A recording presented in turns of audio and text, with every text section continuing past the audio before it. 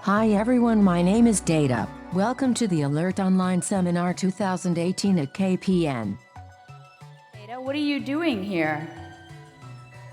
Today's seminar is about AI, so I thought I would join. Can you tell us something about AI? Sure, the most complex object in the universe at the moment is the human brain. The most complex networks, the most powerful systems cannot match it. Changing this is the goal of artificial intelligence. So other than what most movies teach us, it's not about building a robot but creating a computer mind that can think and learn like a human. Simple AI is already everywhere. Netflix uses it to find your next binge-worthy show, and it helps Facebook to make friend recommendations. This form of AI can do one thing better than any human. The goal of AI is to create a computer mind that thinks, learns and improves like a human, or even better, a superhuman. Some experts say it will exist in 2050 if it is even possible. Some say it will save us, others say it will destroy us. Either way, if and when it happens, the world will be changed forever.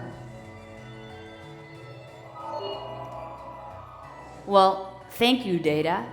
What I'd like to do today is talk to you about AI. But I'd like to first welcome Joost Farwerck, the Chief Operations Officer of KPN, to the stage to say hello. Okay, thank you, Jaya. By the way, this is Jaya Baloo. Do you know her? Okay, well.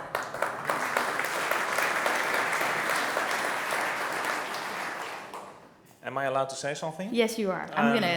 Okay, welcome all on behalf of the board of KPN here in our new building in Rotterdam. It's not artificial, it's not intelligent, but it's a very nice building. And I hope after the beautiful keynote speakers we have, we will open up the screen and you can have a perfect view on the river. Which river is it? Maas. Sorry, I'm from Amsterdam. Okay. So I hope you will all enjoy the day. I think we have perfect speakers. There's a panel organized which will be exciting, if I'm not mistaken. And I congratulate you on the theme of artificial intelligence. That is a high ambition you have here, because there's not a day that we do not have somewhere a seminar about artificial intelligence. And when you walk in and you listen and you walk out, there's sometimes not much you learned. It's the same as digitization, big data, IoT. It's all container begrippen. But today, I think artificial intelligence, and especially in relation to cybersecurity, is a good theme, because it will be very important as a development for our industry, for all industries. Artificial intelligence is probably the most exciting thing happening right now. For business, for security, for traffic, etc. And we work on security, cybersecurity, and that's you, us, KPN. We all are responsible for cybersecurity. And when it comes to artificial intelligence, the question, of course, is, okay, what does it mean for us? How can it help us to make it more secure? And what are the risks of artificial intelligence? Because these cyber attacks, they will get more advanced due to the reason that we introduce artificial intelligence in the world. So we feel responsible for security, for cybersecurity in the Netherlands. We as KPN, we have a great team headed by Jaya. By the way, Jaya, congratulations, because you won the World Championship on the Cyber Olympics in the US. So a couple of years second or third, this year first. So we're very proud of you and your team, because that means that we have very good people. And for me, security, cybersecurity is not about the technology, the networks, the hardware, the IT layers. It's about the people behind the screens, on their daily mission against the bad guys. prevention, detection, response, and monitoring. That's what they do. They do a perfect job there together with the government and other stakeholders. So we grew into cybersecurity. First as a necessity. We had to do a lot after we were hacked in 2012. We had to secure our own environments, and we're still working on it. It's a daily battle. We'll never be 100% secure, but you did a pretty good job over the last 5-6 years, Jaya. But now we also move into the field to serve our customers, to make it more secure for our customers. So happy to be here. Thank you very much. Enjoy the day. I'll give it back to you, Jaya. I'll join you for 50 minutes and then I have to leave. Okay, thank you.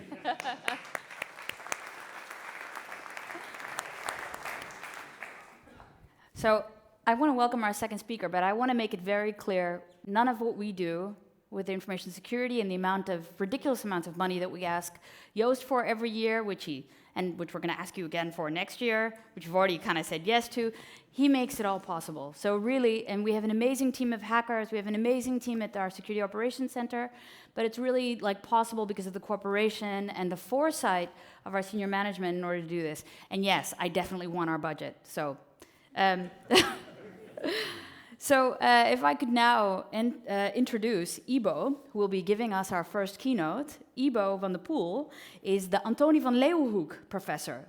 That's a really good thing in the Netherlands for ethics and technology, and the head of the Department of Values, Technology and Innovation at the School of Technology, Policy and Management at Delft.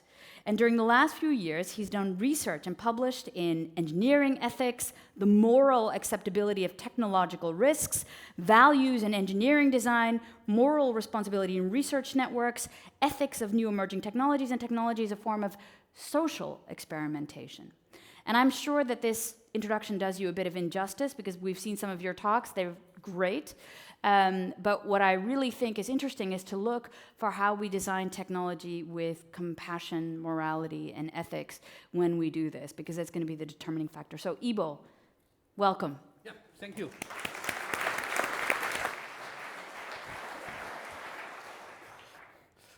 Okay, thank you. I will be talking about artificial intelligence, but mainly about ethical issues raised by artificial intelligence. And I will also say some words in the end about how this relates to cybersecurity. But my main focus will be on ethical issues and what these are, but also how we can constructively deal with them, also through design. So, well, here is what is artificial intelligence. I couldn't resist the temptation to put up a definition. So, but for whatever it is, let's call it the area of computer science and engineering that develops machines, and this is important, that adapt themselves in response to new inputs, so they can change themselves, they learn from experiences and can carry out human-like tasks. Well, what are we talking about? You probably have a pretty good picture of what artificial intelligence is or what it can do. So here are some examples. We can use it in logistics to improve logistics. We can use it to for predictive maintenance, to improve maintenance. But some people will also worry that it will lead to unemployment and will take over jobs from people. Self-driving cars, of course, is a well-known application of artificial intelligence. And it is very likely that if we introduce it on a large scale, will increase safety. But it will also raise questions if an accident happens, who is responsible? Can the algorithm be responsible? Is the driver responsible? Is the producer responsible? Who's responsible? If I come back to that issue later. We can use it in healthcare, but do we also use it in healthcare to decide who we treat and who we don't treat? Who get insured, who don't get insured? So these are questions. We can use it for personalized advertisements. Here you see an example from the San Diego area. We can use it to help manage our lives. We can also use it for sustainability. All kinds of choices we can make with respect to AI. AI might become our friends or our lovers. But this also raises questions whether we should grant personhood. So a committee of the EU has argued that we should grant personhood to robots. Saudi Arabia grants robots rights that women don't have there. Well, something to think about, I would say. We can use it for warfare, and it might result in fewer casualties, but it might also lead in war fought out by autonomous weapons. And is that what we want?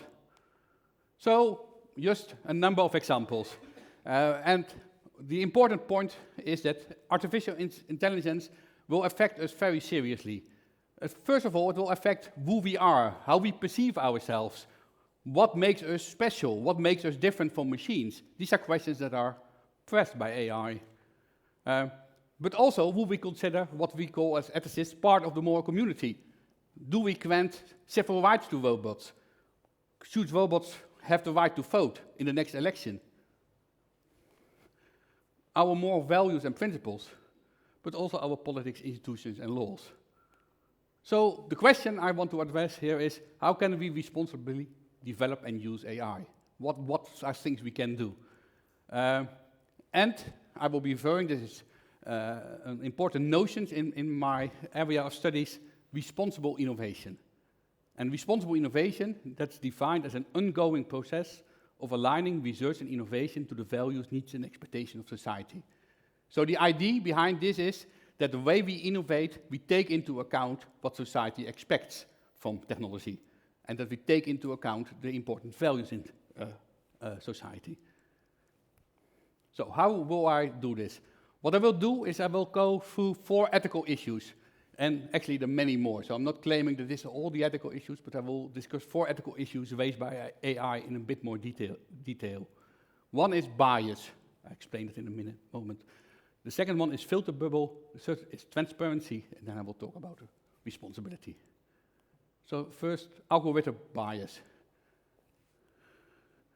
So let's take an example, face recognition.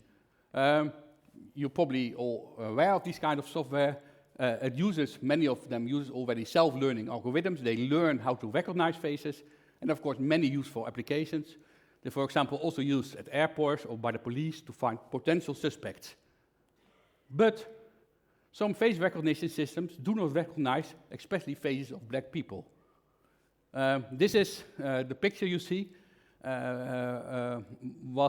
They looked at software from IBM, in how many cases they misrecognized a white male, this was 1%, and how many cases they misrecognized a black woman, which was, you can calculate, 35%.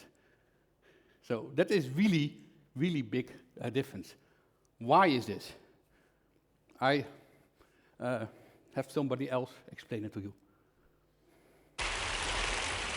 Hello, I'm Joy, a poet of code on a mission to stop an unseen force that's rising, a force that I called the coded gaze, my term for algorithmic bias. Algorithmic bias, like human bias, results in unfairness. However, algorithms like viruses can spread bias on a massive scale at a rapid pace. Algorithmic bias can also lead to exclusionary experiences and discriminatory practices. Let me show you what I mean. Hi, camera. I've got a face. Can you see my face? No glasses face? You can see her face. What about my face? Well, I've got a mask. Can you see my mask? So how did this happen? Why am I sitting in front of a computer in a white mask trying to be detected by a cheap webcam? Well, when I'm not fighting the coded gaze as a poet of code, I'm a graduate student at the MIT Media Lab. And there I have the opportunity to work on all sorts of whimsical projects, including the Aspire Mirror, a project I did so I could project digital masks onto my reflection. So in the morning, if I wanted to feel powerful, I could put on a lion. If I wanted to be uplifted, I might have a quote. So I used generic facial recognition software to build the system, but found that it was really hard to test it unless if I wore a white mask. Unfortunately, I've run into this issue before. When I was an undergraduate at Georgia Tech studying computer science, I used to work on social robots, and one of my tasks was to get a robot to play peekaboo, a simple turn-taking game where partners cover their face and then uncover it saying peekaboo. The problem is peekaboo doesn't really work if I can't see you, and my robot couldn't see me. But I borrowed my roommate's face to get the project done, submitted the assignment, and figured, you know what, somebody else will solve this problem. Not too long after, I was in Hong Kong for an entrepreneurship competition. The organizers decided to take participants on a tour of local startups. One of the startups had a social robot, and they decided to do a demo. The demo worked on everybody until it got to me, and you can probably guess it. It couldn't detect my face. I asked the developers what was going on, and it turned out we had used the same generic facial recognition software. Halfway around the world, I learned that algorithmic bias can travel as quickly as it takes to download some files off of the internet. So what's going on? Why isn't my face being detected? Well, we have to look at how we give machines sight. Computer vision uses machine learning techniques to do facial recognition. So how this works is you create a training set with examples of faces. This is a face, this is a face, this is not a face. And over time, you can teach a computer how to recognize other faces. However, if the training sets aren't really that diverse, any face that deviates too much from the established norm will be harder to detect, which is what was happening to me. But don't worry, there's some good news. Training sets don't just materialize out of nowhere. We actually can create them. So there's an opportunity to create full spectrum training sets that reflect a richer portrait of humanity. Now you've seen it in my examples how social robots was how I found out about exclusion with algorithmic bias. But algorithmic bias can also lead to discriminatory practices. Across the US, police departments are starting to use facial recognition software in their crime-fighting arsenal. Georgetown Law published a report showing that 1 in 2 adults in the US, that's 117 million people, have their faces in facial recognition networks. Police departments can currently look at these networks unregulated using algorithms that have not been audited for accuracy. Yet we know facial recognition is not fail-proof, and labeling faces consistently remains a challenge. You might have seen this on Facebook. My friends and I laugh all the time when we see other people mislabeled in our photos.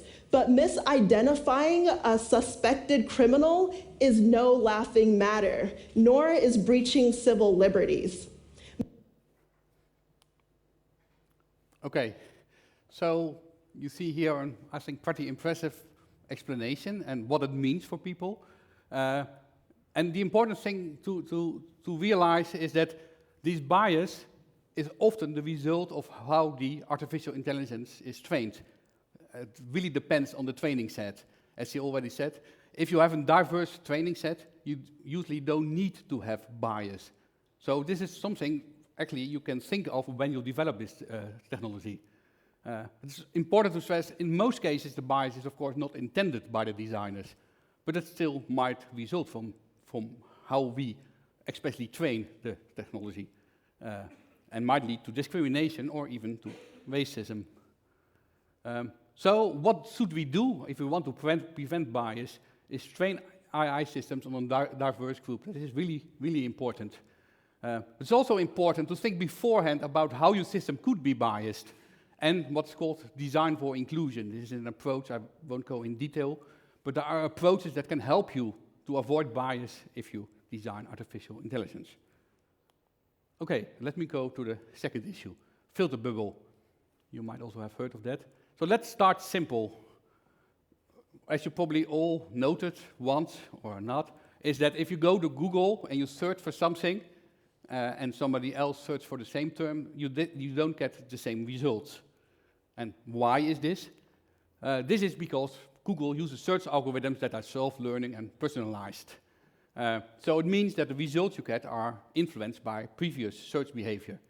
And of course, the same happens on Facebook and social media. You get similar videos as your friends, or you get videos that you have liked before. The problem with this might be that it might lead to filter bubbles. So let's briefly explain what a filter bubble is.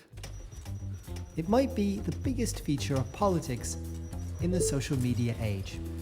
It's called an echo chamber, or a filter bubble. What it means is that online, you tend to see things you already agree with. Over time, that might solidify your opinions. It might make you less open-minded and unable to see things from the other side. The effect is mostly caused by two things. The first is your friends. You're likely to agree more with the people who you like and follow on social media. That's not new. We've always tended to agree more with our family, friends, and neighbors. But the other cause of the filter bubble effect is more recent.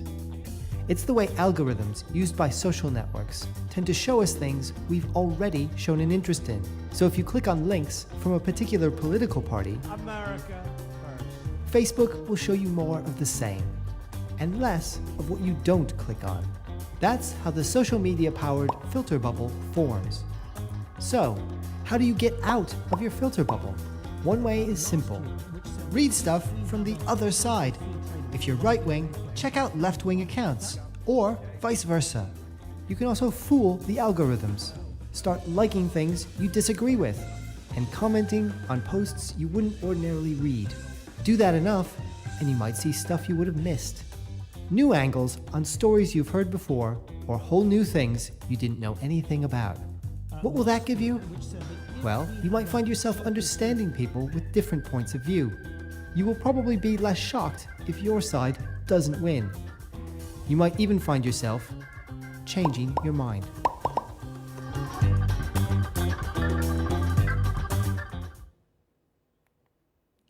So here again, an example of how filter bubble works. You have two kinds of news, and the algorithm decides what kind of news you get to hear. So left-wing people probably want to hear the news about climate change, and they get that news, while the right-leaning people get the news about excessive regulation of business. So why is this problematic? Well, one of the reasons why this is problematic is that it is at tension with some of the main assumptions of democracy. So a democracy cannot function without discussion and contestation. And it also, very important, requires that we accept that there are people with other opinions than our own opinions. And both of these are undermined by the filter bubble. So I think a filter bubble could be really problematic. The good news is that you can do a number of things, as mentioned in the video, but there are also a number of technical solutions, interestingly, to filter bubble. So this is an example of software you can install on Chrome, and it analyzes your web browsing to show your political slant of your reading history. And if you get way out of balance, we may even give you reading suggestions. So interestingly, we can fight filter bubble with technology or with other algorithms. So the technology itself might not be the problem. The type of technologies we develop might be the problem. This is another example. This is something used by the University of Berkeley in California. It's called Opinion Space, and it is a kind of tool that helps you to map out your opinions and to compare your opinions with others, but also to be confronted with other opinions. Okay, let's go to the third issue. And maybe one of the most fundamental, I think, if you're talking about artificial intelligence, and that's transparency. So AI algorithms may learn in unintended ways, and it might be unclear how they learn. Here is a simple example, the chatbot Tay. You might have heard of it. This was a chatbot developed by Microsoft. It was developed to mimic behavior of teenagers using input from Twitter. And it went from humans are super cool to full Nazi in less than 24 hours. So it said things like, Hitler did a fine job, but the monkey we now have in the White House will do an even better job. Things like that it went saying. So Microsoft, within a day, Microsoft cut this off and said, well, something went wrong. It didn't learn as we intended it to learn. Which is, of course, very telling. I mean, this didn't do a lot of damage, but it shows that self-learning might lead to results that we clearly find unacceptable. Now, in this case, we can clearly see this. But what if this is an algorithm that decides whether we get a salary raise, or an algorithm that decides whether we should go to war, or an algorithm that make this kind of big decisions, for which it might not be clear that it is doing this on the wrong ground, or learning it on the wrong grounds. So this is why transparency is, in my view, a very important notion if we talk about AI. So we need to have at least some understanding, maybe not in technical detail, but some understanding of how algorithms learn. And we should be able to correct some undesirable forms of learning, I would say. This is important just for these examples, but also more generally to protect people's rights, certainly if important decisions are at stake. So let's go to another example, also quite well known, is the COMPAS algorithm. It's an algorithm developed by a private company in the US. This algorithm is used to calculate the risk of recidivating. So it makes calculations based on statistical data, and it is used in setting the height of the sentence by judges in the US. There's a famous court case in the US of Loomis. Loomis was sentenced, and he got a higher sentence because of the calculated risk of recidivating based on the COMPAS program. Then he argued, so he objected to his sentence on the basis that the formula or the algorithm for risk assessment was not transparent because it was proprietary knowledge. So it was impossible to look at the exact algorithm. And he said, well, this is a fundamental right. If I get sentenced, I should know the ground of my sentences. So I should know how the algorithm calculates the recidivating risk. He lost the case. I should say that part of the reason he lost the case was that the judge not only based the judgment just on the COMPAS algorithm, but also on additional information, which they said it was a fair process.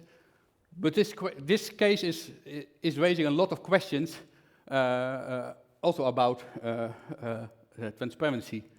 So in general, I would say, in these kind of cases, people have the right to understand decisions, and that's of course already the case if you're judged in a court case. But it's important that if we implement AI, that we make sure that these right of people to understand why a certain decision was made, that they still have that right. And they should be able to contest decisions. And even more, without transparency, people sometimes might not even know that rights are infringed by algorithms. Because not all decisions by algorithms might be presented as decisions to us. For example, if we go to the shopping mall, algorithms will decide what advertisements we see. Algorithms might even decide what we smell and might seduce us to buy something. This is all kinds of ways that algorithms influence our decision making, or AI influences our decision making. And you can debate in what cases this is maybe still acceptable, and in what cases this is no longer acceptable. But it's clear that here are some issues. So we can, of course, ask the question, is transparency always feasible? And there seem to be two main arguments why it might be very difficult. One is that, of course, and this is sensible, that companies that develop AI want to keep the code confidential or want to have the proprietary knowledge on the code. That makes sense.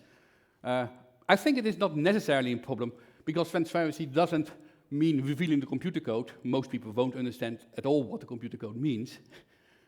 Transparency requires that there is some way of understanding on what the decisions are being based. And you can do that in language that doesn't require the computer code, I would say.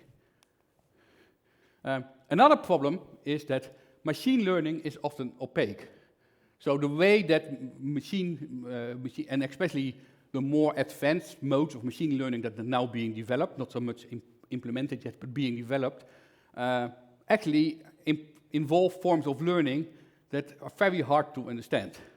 And what I understand from specialists is that it's actually the case that, or at least they argue, that to be more effective in learning, you should accept some opaqueness, because then you're not limiting the way the algorithm is learning. So there might be a tension between transparency of the algorithm and the effectiveness of the learning. And here again, we might need to maybe sometimes we need to say, well, then we learn less effectively because we want to be transparent. I'm not saying that these are easy choices or clear where the borderline is, but these are issues we should address. Okay, let me go to responsibility. So we here have questions like, how much responsibility should we delegate to AI systems? We have seen AI systems can make decisions for us. How do they affect human responsibility, our ability to take responsibility? Who's responsible if something goes wrong? So this is an example of you probably have heard of this case, the Uber car that caused an accident.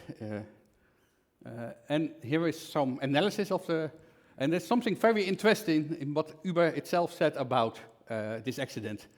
So Uber declared that emergency braking maneuvers are not enabled while the vehicle is under computer control, in order to reduce the potential for erratic vehicle behavior.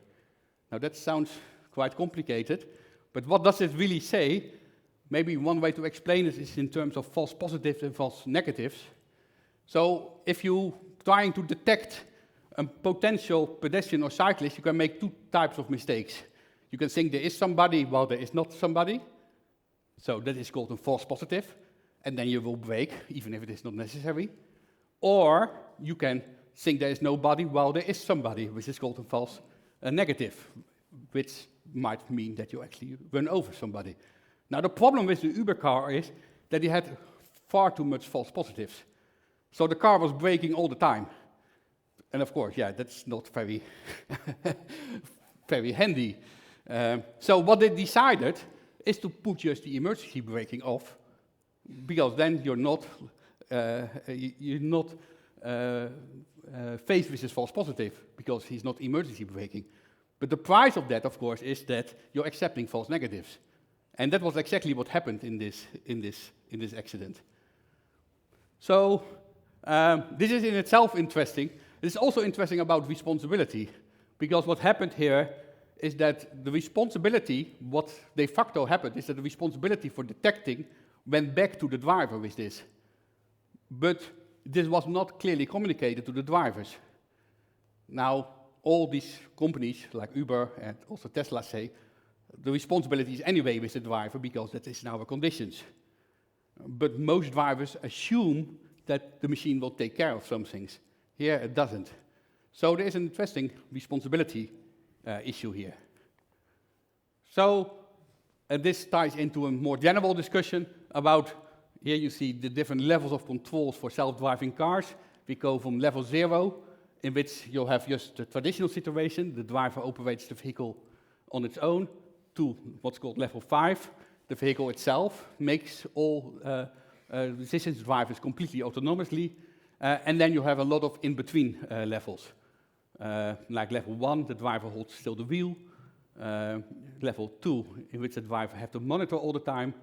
Level 3, in which the driver doesn't have a control in the normal situation, but can regain control.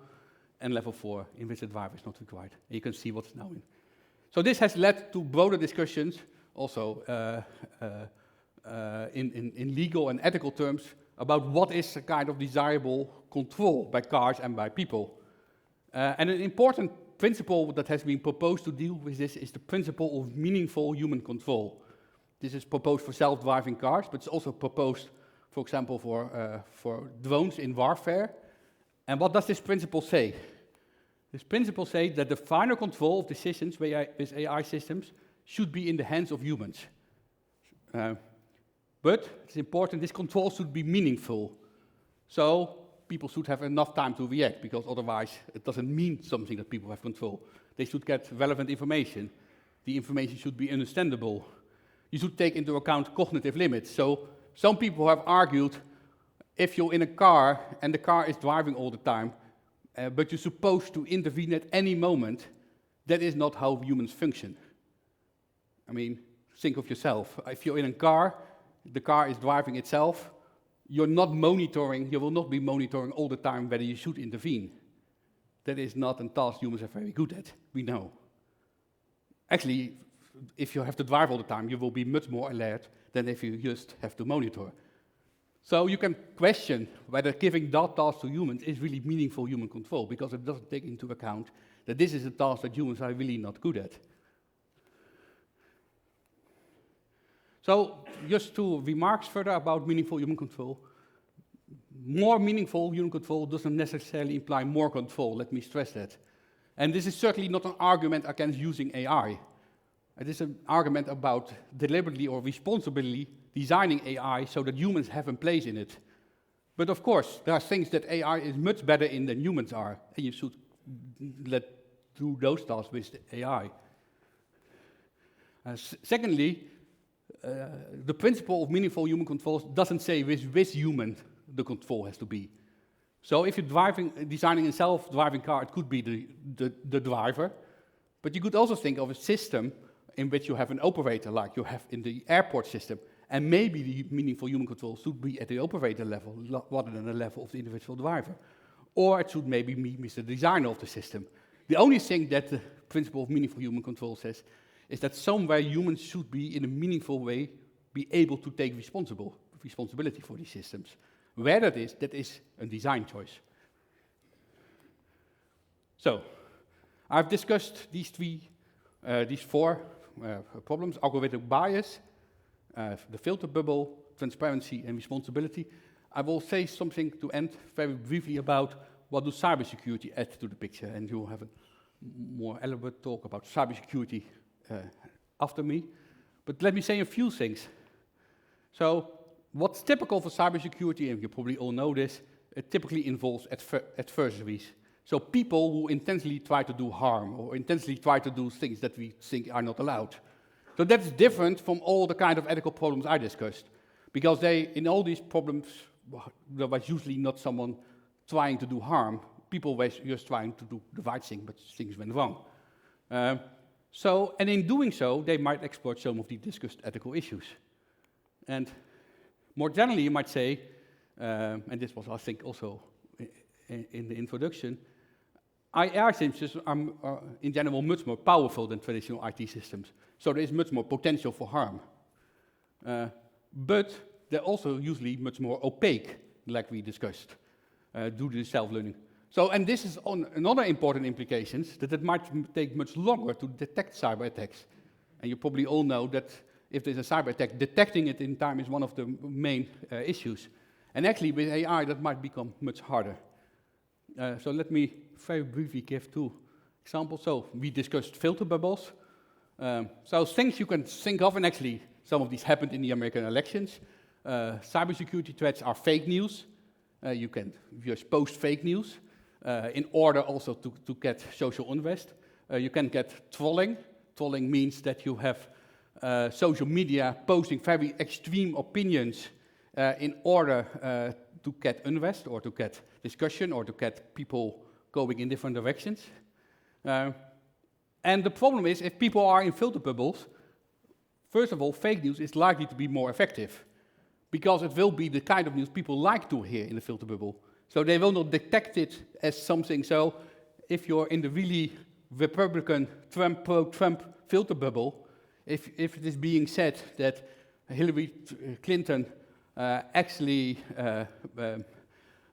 did something very evil, most people, even if it is made up, are inclined to believe it, because that's the type of news they get all the time, even if it is a bit more extreme. And therefore, it's also likely to go more undetected. So you see that the filter bubble actually might make some of these cybersecurity threats or cybersecurity tactics more effective. Similarly, and more generally, lack of transparency and lack of meaningful human control, as I discussed, might make it more likely that attacks on AI systems are not detected, or only when it is too late. So let me come to some conclusions for my talk. So I think artificial intelligence systems will transform our society. And that's not necessarily a bad thing, let me stress that. There will be many very good applications, there will be many advantages, there will be many issues we can solve we couldn't solve before. But at the same time, there are also things we need to think about and to be critical about. We need to address the ethical issues. And as far as I'm concerned, that's not a choice for or against AI, it is a choice about how do we develop, design and use AI in a responsible way. And what does that exactly mean? And I've tried to give some examples for that. Third, I think AI will increase cybersecurity threats. This partly means that we should address the cyber, but it also makes it even more important to address some of the underlying ethical issues that I discussed, because some of them make cyber threats more easy. And that was my presentation.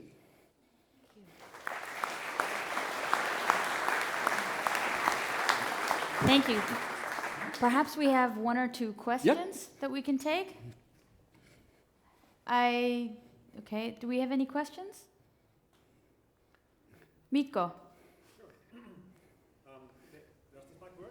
Does this mic work? Can we put on Mikko's mic? See if this works so I can ask my question. Thank you. A question on artificial intelligence, drones, robots, and privacy. Privacy. Yeah?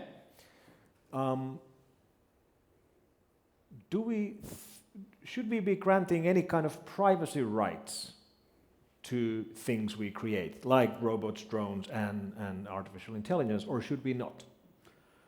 That's a good question. So I would see it as part of the broader question, should we grant some kinds of personhood or civil rights to robots? My own inclination is to say no to this question, because I think even if they can have intelligent behavior, they're not sentient beings like we are. And in my view, but this is of course open for discussion, I would say even if we could make them, we maybe should not make them like us. So I think it is desirable to keep a distinction between technical objects, technical systems, and humans. And not to make technical systems completely like humans, so that we maybe should grant them rights, including privacy rights. I think we have very good moral reasons to keep the distinction. It doesn't mean that we shouldn't make intelligent systems, we should, but maybe not to that extent that we should then grant the same rights as humans. I think it's a fascinating question, and I think I'd like to thank you for your talk, but I think we need to explore even further the implications of AI, because okay, what if we had an autonomous vehicle that was then ferrying everyone around, had a list of all of its manifest of every passenger that ever took it, its billing system, its rating system, and it was capable of actually functioning as a or a fully autonomous but semi-independent vehicle? I don't know that you would want to take away the right to privacy, or how you would actually regulate who has which access to such a device. So you should certainly regulate privacy rights of people using this. Actually, I know in the UK they already have an experiment with a self-driving car. This car actually reduces the buying behavior of people, and it is for free, but it will take a route that it goes along the shop, that it knows you inclined to buy things. So this Also is a very good. interesting question. Do we find this acceptable? Acceptable. I mean, from a business point of view, it is a very good business case, I would say. But do we also? I don't have very strong opinion, but I think these questions we should pose. Yeah. Well, thank you again. Thank you.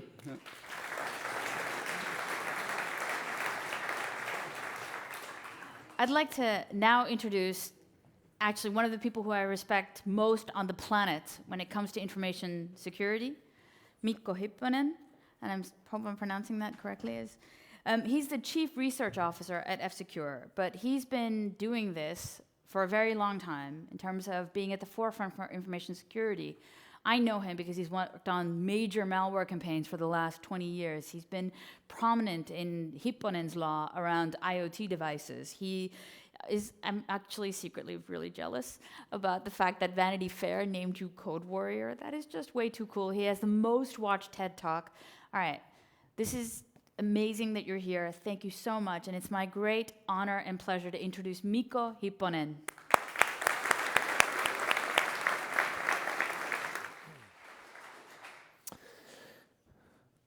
Thank you, Jaya. Thank you for inviting me. Thank you for having me here. Thanks to KPN for hosting the event, which is exactly on the right topic. Machine learning, artificial intelligence, the world around is changing. And change is scary. Yes, it is. So it's okay to be scared about these big changes. It's okay to be scared about our jobs. It's okay to be scared about the future of security, both real-world security, but also computer security. And computer security is where I've spent my whole life. Now, those of you who have seen me talk before know that I often carry with me a floppy disk to remind myself of where I'm coming from.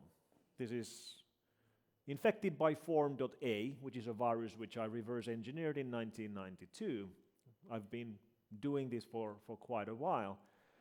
But nowadays I've actually started carrying something else with me as well. This is a punch card.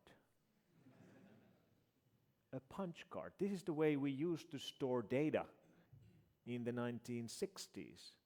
Now, my mother, Rauha, went to work for the Finnish State Computing Center in 1966.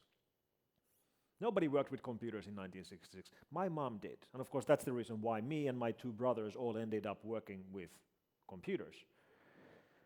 Because as a small kid, me and my brothers would play around the house with punch cards and punch tape our mom would bring home from work. Now, if you think about this change, the change from data stored on paper to the thing you're carrying in your pocket, which is most likely storing 128 gigs or 256 gigs or maybe half a terabyte of information on silicon chips. That's a pretty big change. And all this has happened during one lifetime. What's that? Well, that's a revolution. That's a revolution. That's a technological revolution. In fact, we are living through revolutions. We are living through multiple technological revolutions in one lifetime, which is remarkable. I believe that if we live long enough, we all will see 3 technological revolutions in one lifetime. The first one already happened.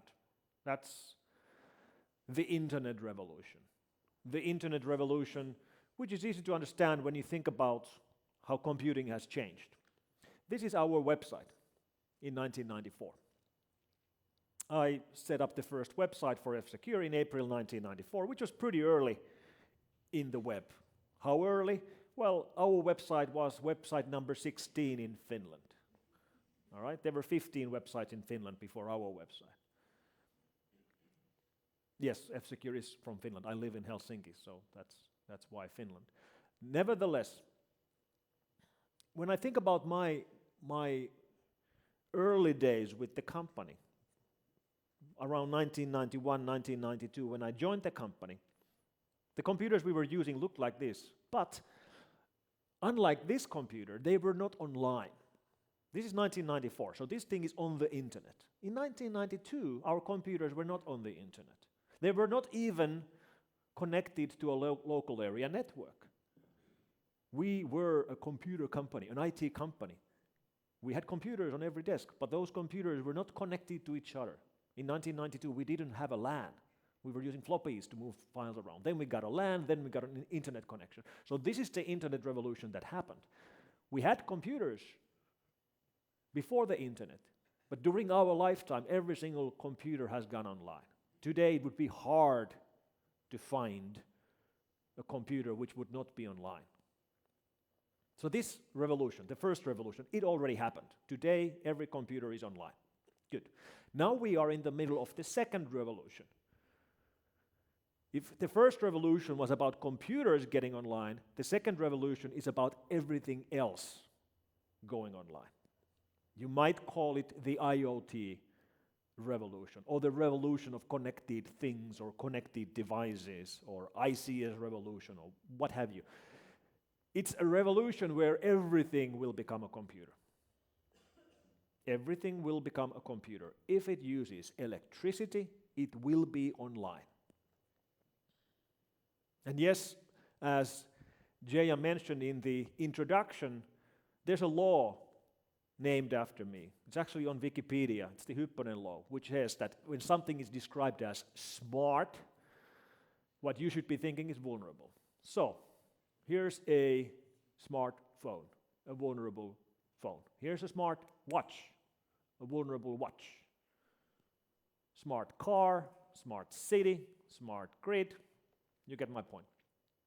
Why are they vulnerable? Because they are connected. If you have a traditional wristwatch that you have to wind, you can't hack that. How do you hack a wristwatch? You don't, because it's not on the internet. You can't hack it no matter what you do. But when you get a smartwatch, which is on the internet, at least in theory, it can be hacked. Yeah, and yes, this is a very pessimistic law. Indeed, it is. But it's also true. Now, the fact that everything will become a computer and everything will be on the internet can be challenged. But I think it's going to happen. And I think it's going to happen for different reasons than what most people think today. Because today, we're at a very early stage of this revolution. Yes, we already have IoT devices. But they look quite different from what they will look like in 10 years or 15 years. And the main reason why they will look different is that it's still pretty expensive to buy an IoT chipset. An IoT chipset, basically the difference between a stupid appliance and a smart appliance, costs somewhere in the range of 10 euros today. And that's a lot of money when you consider the cost of typical home appliances, like washing machines or toasters. A toaster will cost you 30 euros. You cannot put, even if you want to, and I don't know why you would want to, but even if you would want to put a toaster on the internet, you can't actually do that commercially, because it would increase the price by 25%. And the most important selling point of home appliances is price.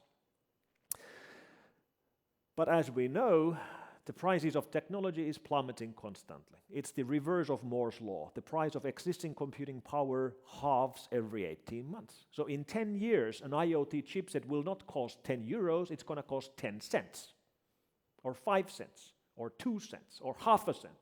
And when they're that cheap, things will change. Then vendors who build appliances and home machines, toasters and washing machines, they will start putting those chipsets into everything. Why? Because their chiefs and their boards have been in a Gartner briefing where they have been told that data is the new oil. So these executives go to their engineers and they will tell their engineers that, hey, we've heard that data is the new oil. How do we get some of that data? And the engineers tell them that, well, we'll just put all of our devices on the internet and we'll get a lot of data. All right, let's do that. No, we can't do that. Why? Because it's too expensive. But in 10 years, it won't be. So in 10 years' time, when you go shopping for a washing machine, you can either buy a smart washing machine with an app, with a display, things like that, or a stupid traditional washing machine. But even the stupid traditional washing machine will be on the internet. They just won't tell you. Because it's not on the internet for you, it's on the internet for them.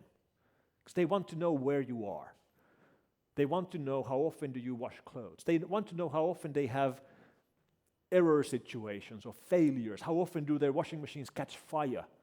They want to know things like that. That's valuable information. It's not very valuable, but it's probably more valuable than the price of a 2-cent IoT chipset. And no, you won't be able to prevent that machine from going to the internet, because it's not going to go to the internet through your Wi-Fi. It's going to go to the internet through 5G or any of the new future connectivity technologies that we are developing right now. So the IoT revolution will happen, whether we like it or not, whether we play part or not. And then we have the third revolution. AI. AI fueled by machine learning. Now, machine learning is an everyday technology. It's being used everywhere around us. Narrow AI is an everyday technology. It's being used everywhere around us. But then real, strong AI is way, way in the future. Whether it's going to happen during our lifetime or not, we don't know. It could. It depends partially on how long we live, I guess. But it is possible it's going to happen during our lifetime. Now, narrow AI, like I said, it's everywhere around us. Typical example would be Google search.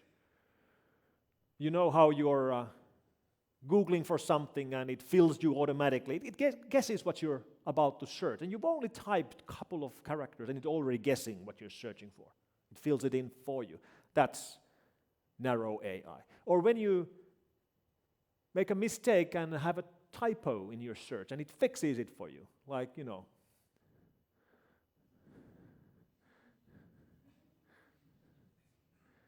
That's narrow AI. That's pretty good. I mean, that's not even close to the actual search. But that's what I was searching for last night. No, not really. But nevertheless, that's narrow AI. But this is obviously still far away from the things that we see in the movies. Things that we see about machines becoming smarter than we are. Now, the guy that hired me in 1991 to join F-Secure, his name is Risto. He's still our chairman today. During these years, he's taken many new roles, the most important of which is that he's today also the chairman of Nokia. He's the guy that actually saved Nokia 5 years ago in the crisis of the mobile phone business dying by selling it to Microsoft and then using that money to buy Alcatel-Lucent and turning Nokia from a handset manufacturer to a base station manufacturer. Of course, he didn't save Nokia, but he's part of the process. He didn't save it by himself, what I'm saying. He's part of the process that saved Nokia. And for years, when we were discussing machine learning within F-Secure, I remember that the top management was asking questions about, like, how does it actually work? Like, how do we actually do this? In fact, Risto, our chairman, got so interested in this that he actually went back to school to start learning, programming machine learning systems himself, which is pretty remarkable. Like when you have a top-level leader, chairman, who wants to understand the technology which is shaping the world around us so badly that he goes back to school and starts programming these themselves, that's pretty remarkable. And for the past 2 years, he's been on a mission to convert other leaders to understand this. Basically, machine learning is going to shape every company. It's going to be crucial to every company, which means the leaders of every company should understand how it actually really works. Like, what is this thing for real? And he's been doing writing and lecturing about this, and I actually recommend you to go and watch one of his videos where he talks about this and make your boss watch the video. So when you Google for why you should study AI, and maybe Nokia, why you should study AI, you'll find his lectures about this topic. Send them to your boss. Make sure they watch it to really understand how these things work. How do they learn? And one crucial lesson about machine learning is that machines can't learn if they don't have something to study. And that something is data. This is why we keep saying that data is the new oil. The more you have data, the more you can use it for data analytics, the better you can understand your customers, the better you can understand your business, and the more data you have to teach to your machine learning systems. And the lesson there is that even if you're not doing machine learning right now, you will be, and your company will be doing machine learning in the future. One thing you can do already today is to start collecting data that you can use in the future to teach your systems, even if you don't have those systems today.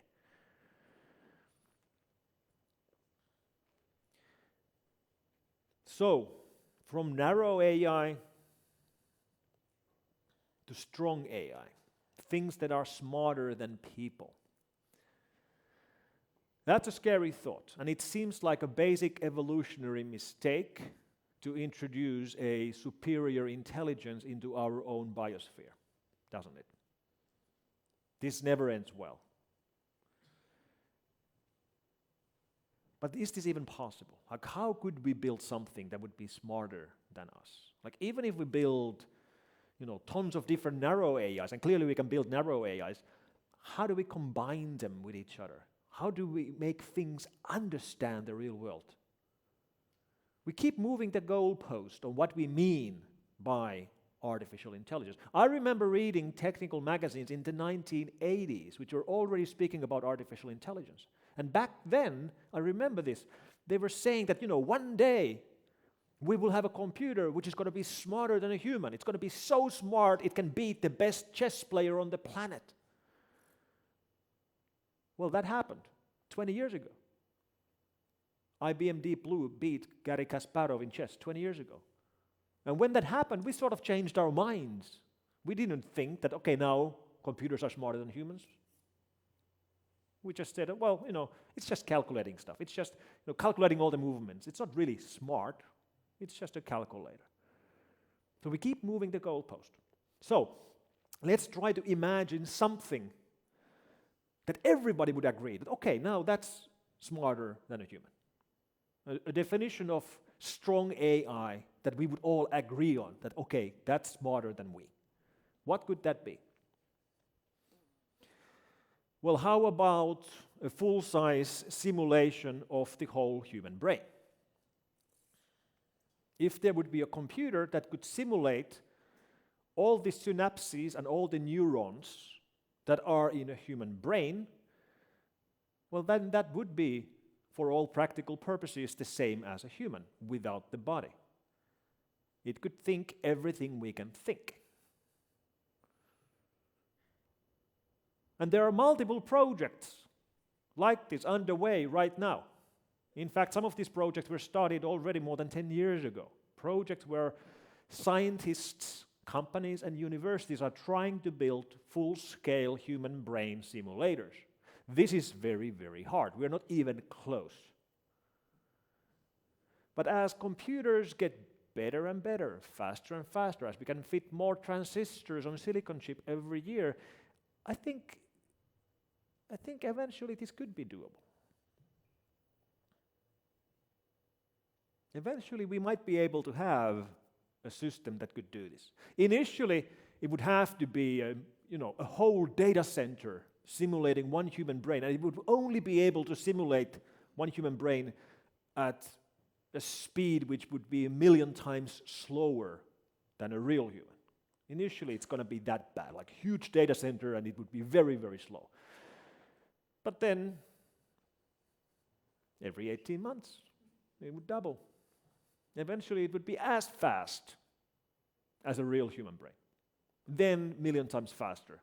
Then 10 billion times faster, which would be smarter than all humans combined.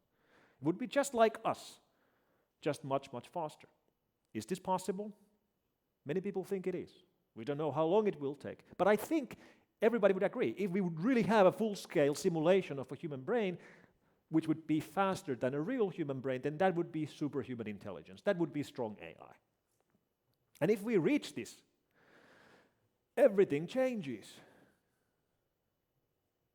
Because it is, for all practical purposes, human. If you would talk with this on the phone, and of course it could speak, of course it could, it's a brain, it can speak. You just attach it to a speaker and it can speak. If you would speak with a simulated brain on a phone, you wouldn't be able to tell the difference, because there is no difference. A simulated brain would dream, it would be sad, it would be happy, it would seek for love, it would want to work, and it could work, it could earn its living, obviously. Write books, or write articles, or, I don't know, program, run websites, whatever. It just doesn't have a body. It definitely would date. because that's a basic human need, and it is a human. And this is part of the question why I asked about privacy. Like, if we are ever to reach this, do we want to grant privacy rights to it? And I don't know. I'm glad we don't have to decide yet. For today's technology, I'm confident we shouldn't grant privacy rights. For example, the drones.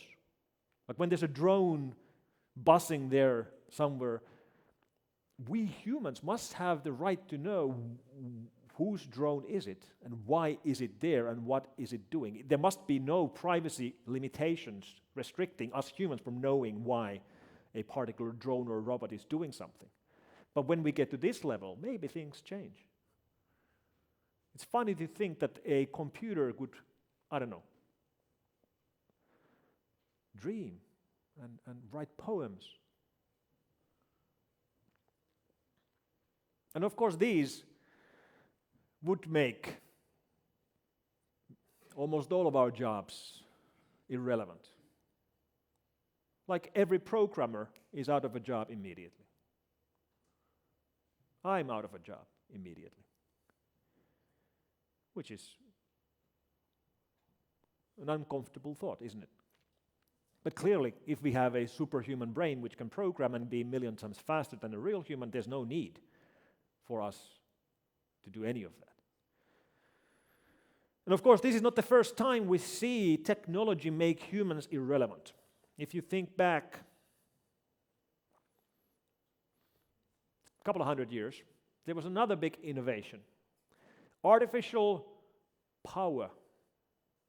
When artificial power was invented in the form of steam engine and then electrical engine, a lot of people got unemployed.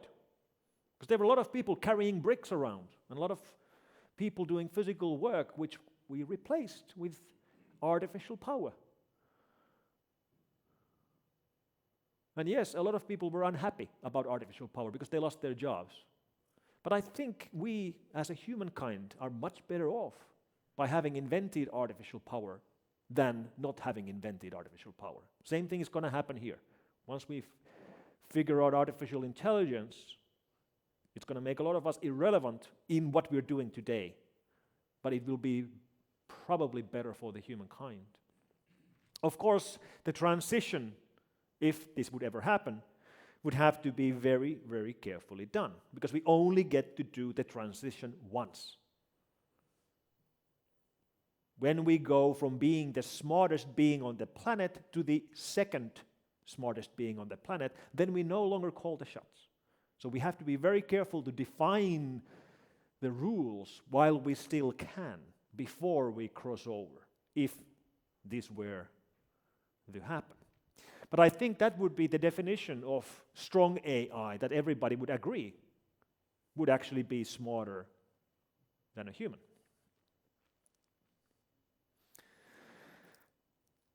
So security and safety of machine learning and artificial intelligence. I've worked all my life with security, in particular computer security. In many ways, we're fighting a war. And in many ways, it's not a fair fight, because our enemy has access to our weapons. What I mean by that is that we build security technologies like filters and gateways and proxies and intrusion prevention systems and firewalls. And then the attackers create their new attack, for example, new malware or a new exploit.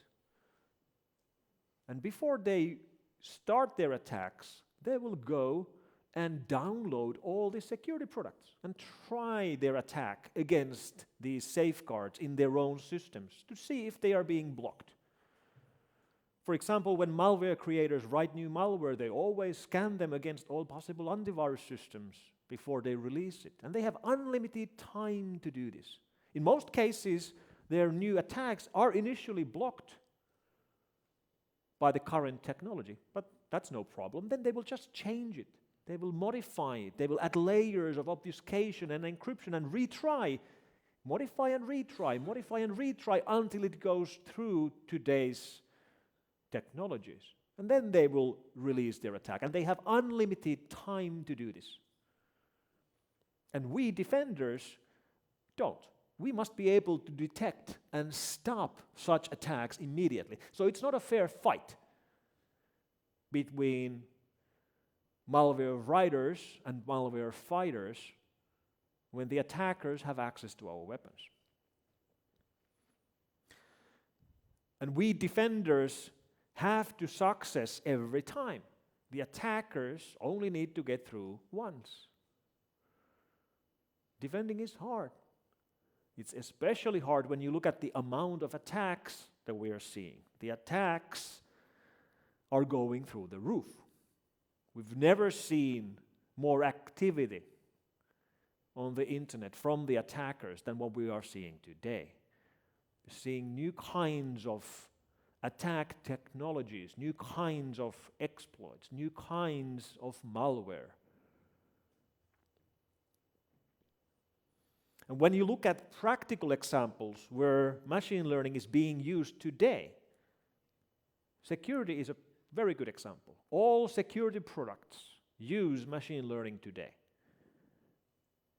They use it because they have to. There's no other way to keep up. We have been using machine learning inside our systems for almost a decade. Initially, though, we didn't call it machine learning. We didn't call it artificial intelligence.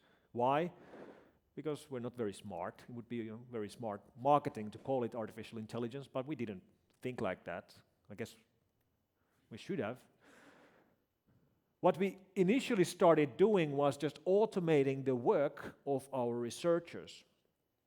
Our analysts and researchers, our human researchers, look at incoming attacks and figure out how to block them. They look at incoming samples and figure out, is this a good program or is this a bad program?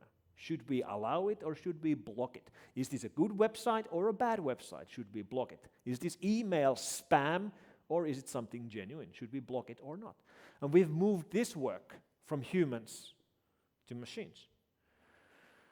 I still remember a meeting around 8 years ago where our CTO said that, we can't keep up with the amount of malware samples. Like, we're receiving thousands of malware samples a day and we can barely keep up, and the amounts are growing. We can't keep up. We have to start automating our work, because otherwise, how are we going to survive if we would one day receive 100,000 samples? That's what he said 8 years ago. Today we are receiving close to 1 million samples a day. Not 100,000, 1 million. There's no way we would be able to keep up without labs automation or machine learning. So we started looking at the work being done by our human analysts and started moving that work from humans to machine.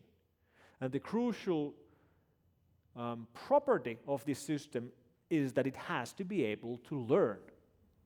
It has to be able to learn. It has to be able to teach itself. It has to be able to make the distinction what is good and what is bad. So today, we're running a massively large system which is right now on the internet running hundreds of machines which are browsing the web with a machine running Windows XP Service Pack 0 with no firewall, running Internet Explorer with Java and Flash enabled, and surfing mostly pirate and porn websites and clicking on every link. Why do we run systems like that? Because we want them to get infected. Why do we want them to get infected? So we get samples. And by the way, they're not really Windows XP machines. They're actually Linux servers pretending to be old, out-of-date machines. And through that kind of system, we're able to collect hundreds of thousands of malware samples. Then our automation system takes them in and throws them into a virtualized network with dozens of different kinds of machines running different operating systems, running these samples there, and then analyzing the output, trying to figure out, was this a good program or was this a bad program? We do this hundreds of thousands of times a day, and the system learns. It looks at what programs do when you run them, and then it makes the call. This is a bad program, this is a good program. And then sometimes it can't make the call. Sometimes it doesn't know. It doesn't know is it good or bad. So then it escalates it to a human, to our analysts. And now, crucially, our analysts don't go and look at the sample and make the call that, yeah, this is bad or this is good. No. Instead, the human goes there and teaches the system so much that it is able to make the call for this sample, which means it's going to be able to make the call for similar samples in the future as well. Now, this is doable. We use this in production. We've been doing it for years. It works, but it's not easy. It can make mistakes. Clearly, it can make mistakes. Let's take an example. Stuxnet, one of the most famous malware cases in history. Stuxnet 2010. Stuxnet created by the governments of United States and Israel. Stuxnet, the attack which attacked the nuclear enrichment systems of Iran. That Stuxnet. When we got the first sample of Stuxnet, it went through our systems of the time. We were already using labs automation at the time. Our systems and all the competitor systems, none of them figured it out. None of them realized that this is malware. Why? Because it didn't look like malware. Stuxnet was the outlier. It was out of the norm. Normally, malware is compressed, obfuscated, encrypted. Stuxnet was huge. No encryption, no obfuscation, no nothing like that.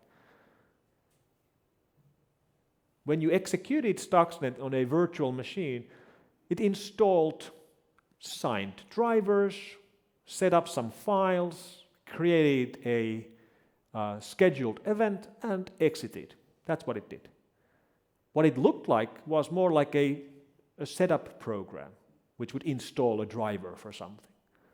It looked nothing like malware, but it was. So clearly, automation can make mistakes. It does. It has false negatives all the time. It can also have false positives. And I guess the most problematic cases are cases where the attackers try to attack the system. These technologies are no secret. Our enemies know that we do this. Malware writers and criminal hackers know that they are facing machine learning systems. So they can try to game the system. And we have seen this. We've seen attacks where we get submitted large amounts of samples through our sample submission forms, thousands of samples, which are trying to make the system learn wrong. We've seen this also in spam filter machine learning systems. Most spam filters use machine learning as well. And if you've ever received spam messages in email which don't look like normal spam, you might have actually seen this happen. So what's happening is that you get emails which make no sense, which might have random words in it, but it's not trying to sell you anything, and there's no link. It's not really spam, it's just random words. But these are being sent by spammers because they're trying to trick the spam filter in your system. What they're trying to make you do is to click the button in your email client classifying it as spam. Like it came through all the way to you, so you know that the spam filter didn't caught this, but it's clearly spam. I don't want this mail, it's spam.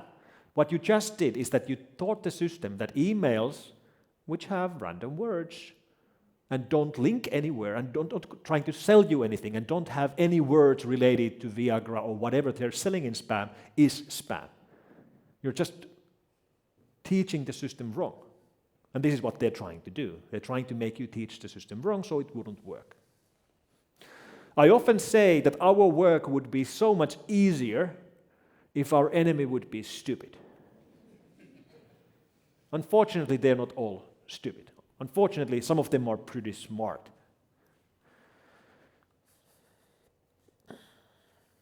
So we have to understand who are the people behind the attacks. We have to understand where they're coming from. We have to understand what are their motives. We have to understand what they're trying to do. And over the years, I've met face-to-face many online criminals, quite often in a court of law, sometimes in jail, sometimes somewhere else. But when online criminals get caught, the one most common story I hear from them is regret. Because obviously people who are able to write malware or exploits are technically savvy. They know computers, they know protocols, they know how to program. And quite often the case here is that these people are people who had the skills but who didn't have the opportunities. And what I mean by this is that if you know how to program, if you understand TCP, IP, if you understand network protocols, and you're living in Rotterdam, or Amsterdam, or London, or Helsinki, you will get a job with your skills, no problem. But if you have the same skills, and you're living somewhere in Siberia, or in the countryside of China, or in the slums of Sao Paulo, you won't get a job. And the easiest way for you to turn your skills into an income is to go into life of crime. And this is a huge waste, of course. One of the best ways we can fight online crime is to make sure that the people who have the skills but don't have the opportunities would get the opportunities. So what's the likelihood that online criminals would be using machine learning against us? This is something we haven't seen yet. Let me be clear on this. We haven't yet seen online attacks which would be using machine learning. There's been some studies into this, some academic speculations on what could happen. In practice, we haven't seen this yet. We haven't seen polymorphic malware which would learn how to change its code on its own. We haven't seen email worms which would auto-generate the email messages and learn what would work and what wouldn't. These are attacks which are doable, which we haven't seen yet. Now, eventually we will. Eventually there will be attackers who will be using machine learning against us. It's highly likely to happen. But I believe it's not likely to happen in the near future. And the reason why I believe that is that there's a different lack of talent in this space than anywhere else. There's a big lack of talent for security people. There's job security in security. We have a talent gap. We're trying to find people to work in security. But that's far away from the talent gap we have in machine learning, artificial intelligence, and data analysis. If you know how to program machine learning systems, you're in high demand. You're in high demand all over the world. If you know how to program machine learning systems, you will get a job, regardless of where you are in the world. Some company will hire you, will fly you into any city in the world where you want to work, and will give you a high-paying job. That's how big demand there is right now for machine learning people. Which means if you have the skills in this area, you will get the opportunity. You don't need to go into life of crime. You can get a well-paying job, legal job. And most of the online criminals would rather have a well-paying legal job. It's not nice to always be looking around your shoulder, always be worried about getting caught. If they can get a well-paying job, and it doesn't have to be as well-paying as a criminal job, just good enough, they will rather take that. Most criminals would rather take a legal, well-paying job than continue the life of crime. And this especially applies to online criminals. And I wish that this talent gap is going to postpone the first intelligent attacks, first machine learning attacks, at least by a couple of years. It's not going to last forever. Eventually, these systems will be easy enough to use. They will become accessible to every idiot on the internet eventually, but hopefully not in the near future. We haven't seen machine learning being used for bad yet. We are seeing machine learning being used for good in computer security all the time. Hopefully this will last as long as possible. And when it changes, when it won't last anymore, then it's highly likely that the change will start from the most powerful attackers on the internet. And the most powerful attackers on the internet are not criminals, they are not organized crime, they are governments. Because governments use offensive cyber power all the time. Governments use cyber weapons all the time. Governmental intelligence agencies use cyber weapons all the time. Because from the point of view of militaries, cyber weapons make a lot of sense. Cyber weapons make a lot of sense.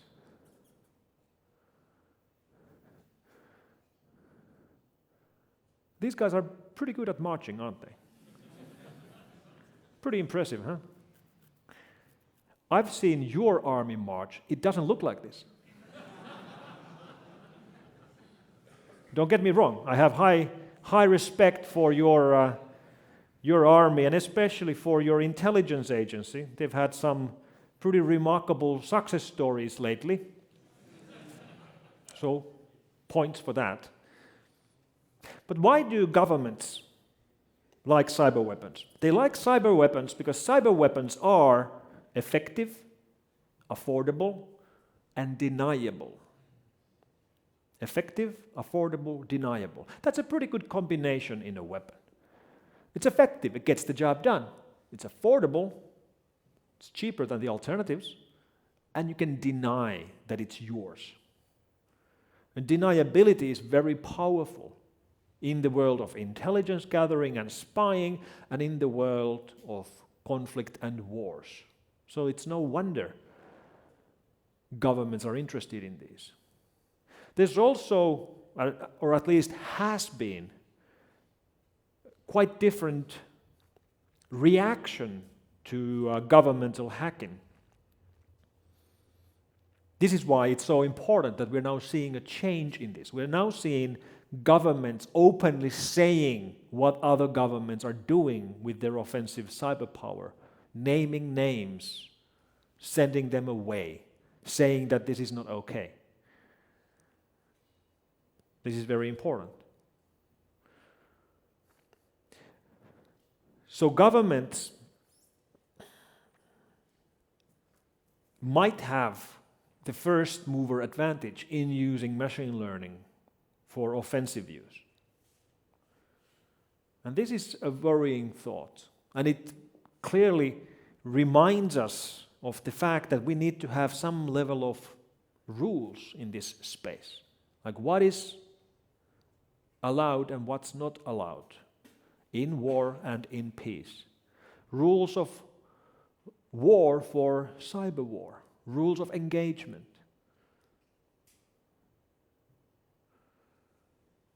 Eventually we will have completely autonomous weapons. We don't have them yet. I mean, easily we could build them today. We already have, for example, between the border of North Korea and South Korea, completely automatic weapons built by Samsung, which could find targets and shoot them and kill them without any human assistance, but they don't, because we choose to have a human there pushing a button. The human is not needed, but we choose to have a human there just because we think that if we kill someone, the decision is made by a human and not by a machine. But eventually this is going to change. And why it's going to change is pretty obvious when you think about things like drones. which are being used in massive scale in all current conflicts. Drones which shoot missiles and kill people. Those drones today are being controlled by humans. Humans which could be thousands of miles away. So it's a human making the decision. But the more you think about it, the more you realize that the weakest point in drones is the control channel. The control channel between the human and the drone. Because that control channel can be intercepted, it can be spied on, it can be target of injection attacks, so somebody could send wrong commands. At the very least, it can be jammed. You can always jam a connection just by sending other signal to drown out the real signal. And if that's the problem, the obvious solution is to take away the control channel, remove the human, just have the drone fly on its own, find the target on its own, kill the target on its own, and return home. That's why it's likely that one day we will have machines which will make these decisions on their own. And that's why we should be thinking about whether that's okay or whether it's not. I don't think it's okay.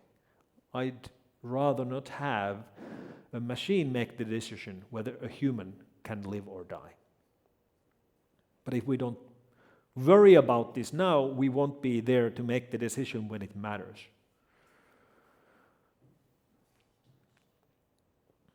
Another thing which is changing, partially in the attacks done by governments, partially in the attacks seen by criminals, is that we are seeing more and more attacks which don't target computers, but target something else. We are returning to the second revolution, the IoT revolution. Everything is becoming a computer. Your television in your home is already a computer. Your washing machine might not be yet, but like I told you, it will be. And we are seeing larger and larger amounts of attacks targeting these things. And everything will be online, whether it makes sense or not. So let me give you an example. There's a company in Spain building smart mattresses. Yep, you heard me right. This company right here. Mattresses that you sleep on. Sleeping mattresses with sensors built into the mattress. And I'm sure you're wondering why on earth you would buy a mattress which is on the internet. Well, it comes with an app which will warn you when you are out of your house if it's detecting that your bed is being used in a suspicious way. So you get an alert, you get intensity, you get impact. And this is not a joke. It is a real product. And of course it's being made in Spain, of all countries. Maybe in Italy, I don't know. So yes, everything will be on the internet. When we look at the amount of botnets that we have found which do not infect computers, the growth rate is clear. The most famous IoT botnet is Mirai, which we found in the summer of 2016. Mirai now has dozens of variants of it spreading on the internet, none of which are infecting computers. And when we were analyzing the first Mirai attack, we were actually on the internet fingerprinting infected devices to figure out what they were. And what we found were security cameras infected by Mirai, smart doorbells infected by Mirai, home appliances of all kinds. And we also fingerprinted some of those devices so that we actually figured out where they are, even figured out which company it was which was infected. And this Mirai botnet was used to launch one of the largest denial of service attacks in history. So I picked up the phone and called some of these companies. Hello. This is Mikko from F-Secure. Hi there. Do you have a Hitachi heat pump in your office? Yes, we do. We believe your Hitachi heat pump is infected by a bot and it's right now launching a denial of service attack to take down the root DNS servers of the internet. You know what he answers? Really? Cool.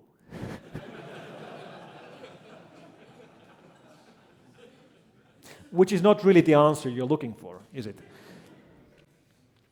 So many people thought Mirai was the wake-up call we needed for IoT security. It was not the wake-up call. The victims of Mirai didn't care. The Hitachi heat pump in this place was working fine. The fact that it was causing problems to somebody else, that's not their problem. We will need a bigger disaster for people to wake up.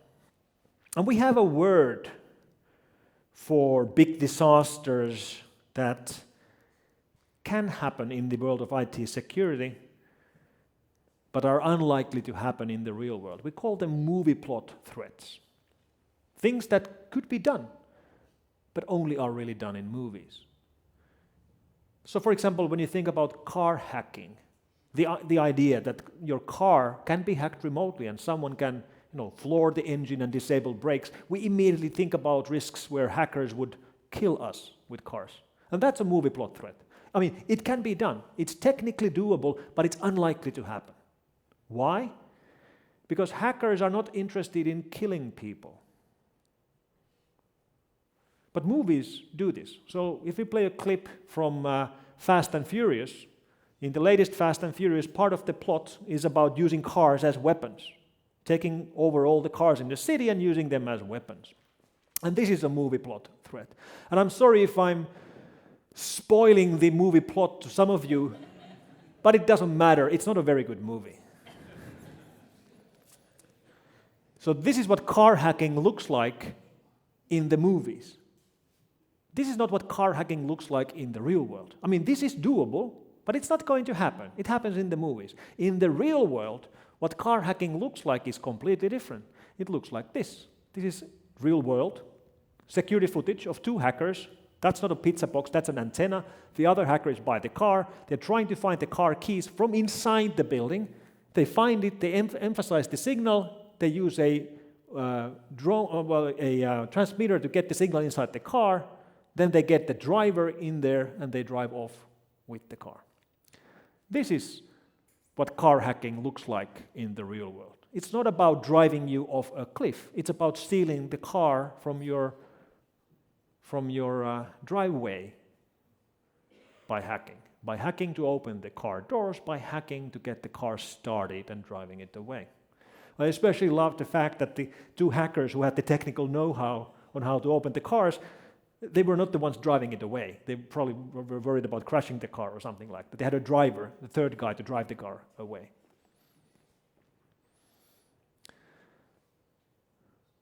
And if we think about these attacks, then it's easy to forecast what's going to happen in the future. When self-driving cars are a reality, and they will be during our lifetime, I forecast that someone somewhere will convert a self-driving car into a self-stealing car. You wake up in the morning to realize your car has driven off on its own, and it's now somewhere in Poland.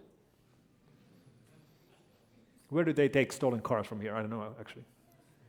Finland. To Finland, all right. I deserve that, thank you. And part of the puzzle in securing IoT devices, whether we're speaking about cars or fridges or washing machines, is not just that they are insecure by default, it's also that the users don't care. Users could use them more securely, but they don't. They could use strong passwords, they could put them in a separate network segment, they could change the default settings to more secure ones, but they don't. And this reminds me of VHS players. Remember these? Video cassette players from the 1980s. We used to all have these in our living rooms. Whenever you would visit your friends, they would have one of these in the living room. And every living room all over the world which had one of these, every player was displaying the same thing on screen. Every single one of them was blinking 12 o'clock. Why? Because when you boot up, when you install a VHS player, it doesn't know what time it is. And now it's expecting you, the user, to go and read the manual. Because somewhere on page 80 in the manual, it explains to you how to set the time, how to change it, and then it stops blinking 12 o'clock. But we never did that. No one ever did that. Well, in fact, I mentioned this example somewhere else, and there was one guy in the audience who said that I actually changed the time in my VHS player. And I asked him, "Are you German?" He was.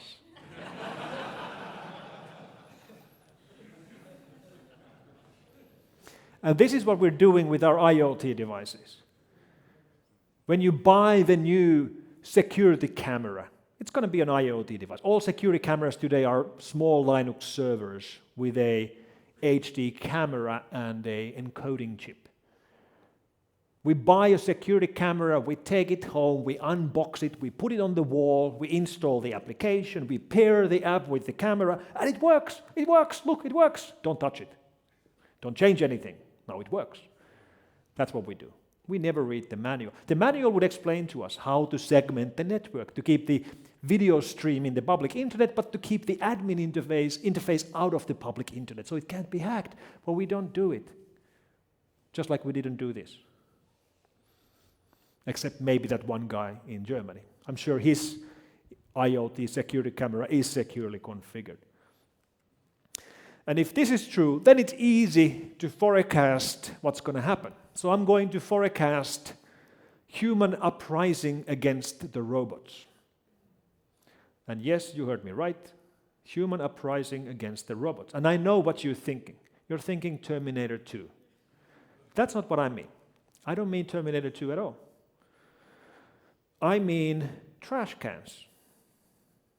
And trash can sensors. The yellow thing there in the trash can, that's an IoT sensor. This is a smart trash can. And this is actually a good idea. There's a startup making these sensors that you can put in the trash can. The idea is that the city puts a sensor like this in every trash can in the city. And that sensor is going to report the location of the trash can and how full the trash can is. So then the city can optimize how the trash trucks drive around the city emptying the trash can. That's pretty good. That's good for the nature, that's very green, we like this, smart idea. However, the company that built these, when they started deploying these in real cities, ran into problems.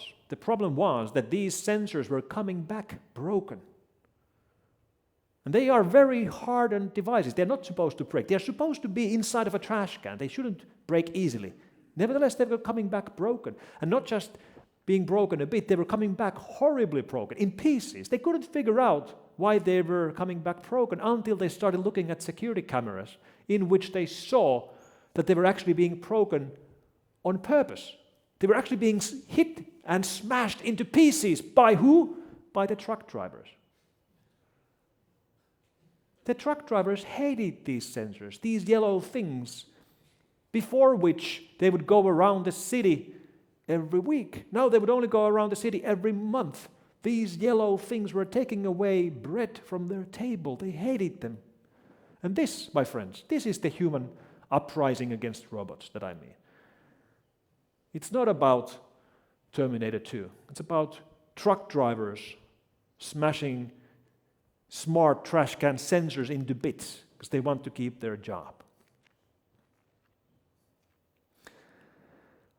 So whenever we speak about robots or smart technology, especially if you go to YouTube and look at videos about robots, there's one thing which you almost always see, which is that you see how someone is demonstrating how agile these intelligent robots are by kicking them. And this is a bad idea. Like whatever you do, don't do this. Do not kick the robots. Why? Because eventually the robots will be smart enough to go to YouTube and watch these videos. When the artificial brains are real, they will see this and they won't like what you did. And they will be smarter than you. They might want to kick back. Don't kick the robots, please. We humans like to humanize these new technologies. I don't know how much it makes actually sense to build technology like this, which is trying to be like real living things are. But they are being built. There's even a band, I don't know if you've heard of this, but there's a band called Compressor Head, which is made out of robots, which play real instruments. They play real songs. I'll actually play you a clip.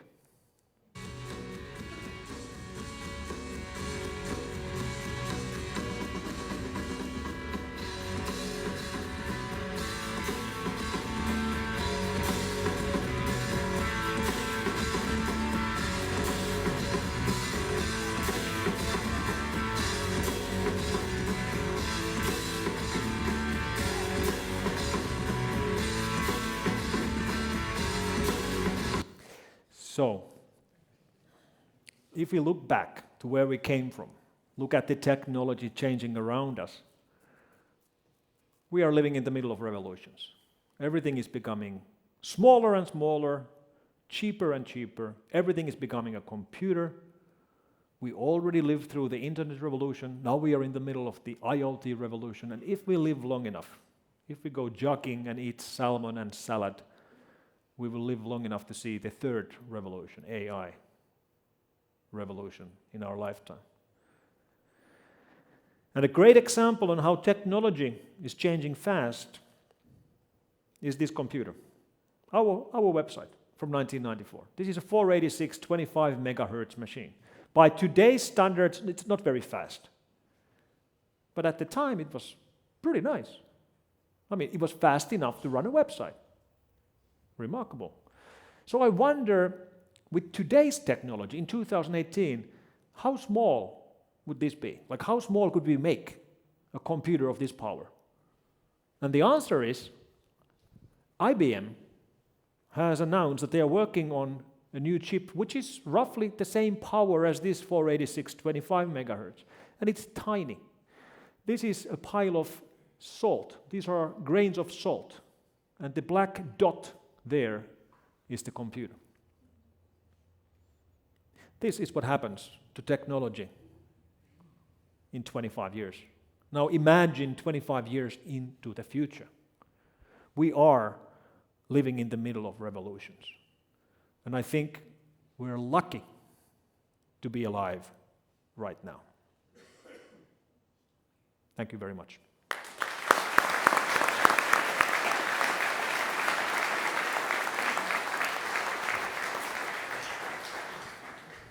So I'm going to thank you for that wonderful presentation, but I'm also think that there might be a few questions. Yep. Wait for one moment. There's a microphone coming to you.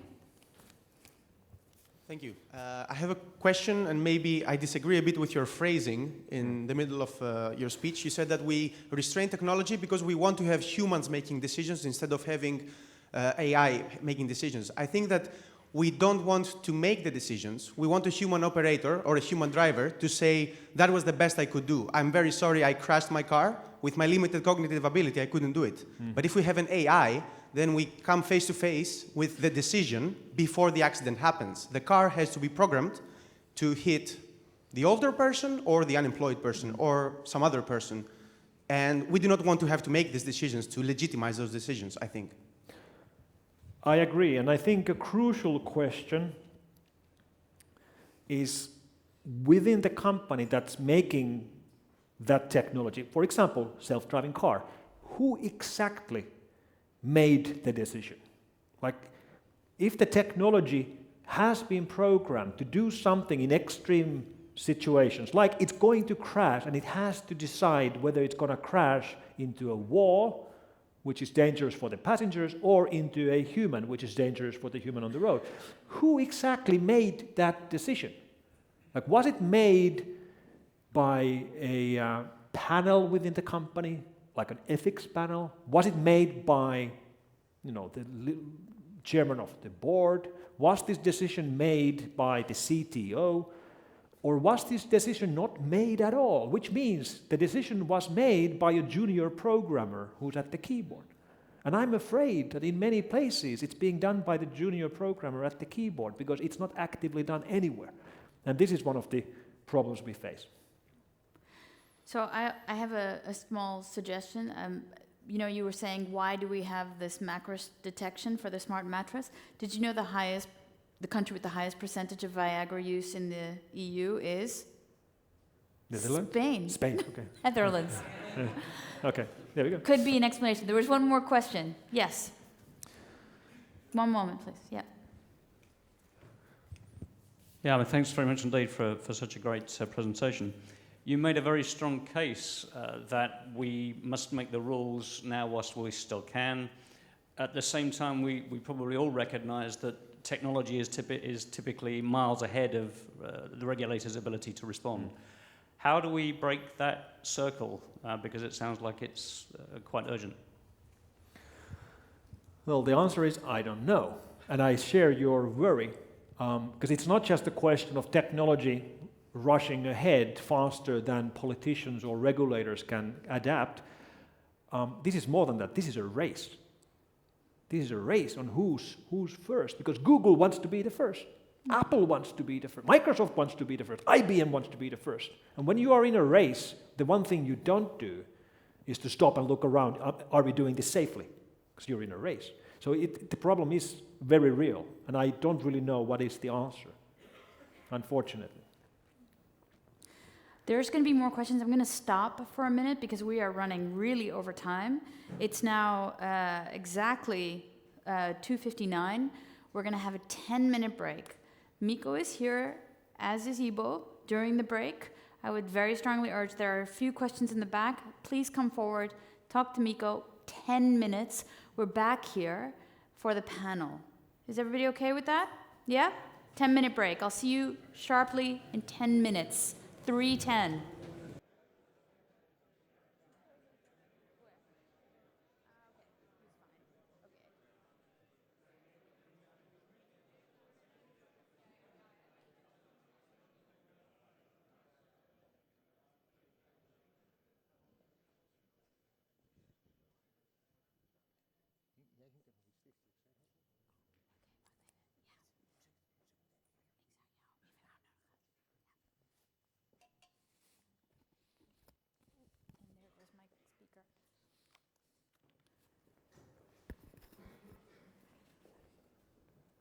So, thank you for all coming back. I see that we lost a few people, but we're going to start now. I'm going to first introduce a speaker who I've had the pleasure of having before at KPN, Tijs van Lieshout. And we met because you were the director of the Veiligheidsregio Midden- en West-Brabant. Very sexy regio. Very sexy regio. That's and sexy name also. And you know, he's been working with the Dutch Army, the Fire Service Commander, and for security companies such as Falk and Safety Valley. Mm-hmm. Safety Valley. But that's really not your biggest passion. Maybe you want to tell them what it is. Well, that's the stuff. Should that be AI then? No, kind of. No, I really am a believer in safety and in creating networks to cooperate together to enhance safety. I think that's the way we also met with KPN. The special work of safety regions is to organize a continuity of our society. So if there is an event, if there's a downfall of critical infrastructure, how to get rid of it and how to cooperate with partners. And of course KPN also for safety regions as a prime telecom provider is a very important partner we'd like to work with. Thank you. Is that a good... That's a much better answer. So I'm going to let Tijs introduce the rest of the panel. So let's give it up for Tijs and the panel.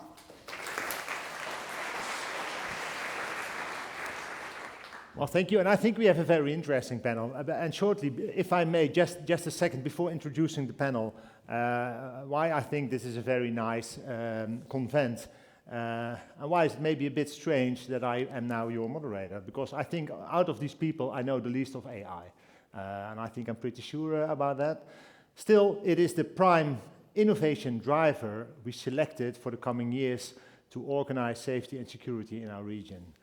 And maybe I can serve as an interpreter then, or as a moderator. And I may enhance a small example of what happened yesterday. Yesterday we had the big safety policy board in the Netherlands, and it's 25 of our top mayors, the burgemeesters of the big cities, Amsterdam, Rotterdam, Utrecht, Tilburg, Eindhoven, and they all are head of the safety region. So those 25 mayors, they meet up with our Minister of Safety and Justice, Minister Grapperhaus, and we had a number of issues we talked about and how to enhance safety in the Netherlands, and to do that together with the ministry and the municipalities. And one of the topics was what we call the zogenaamde waspaal. Does anyone know what a waspaal is? So the waspaal is the first Monday of the month, 12 o'clock, sirene, the sirens. You know, first Monday, 12 o'clock, weep, weep, weep. Everyone heard it, I guess. What are we doing if you hear the waspaal?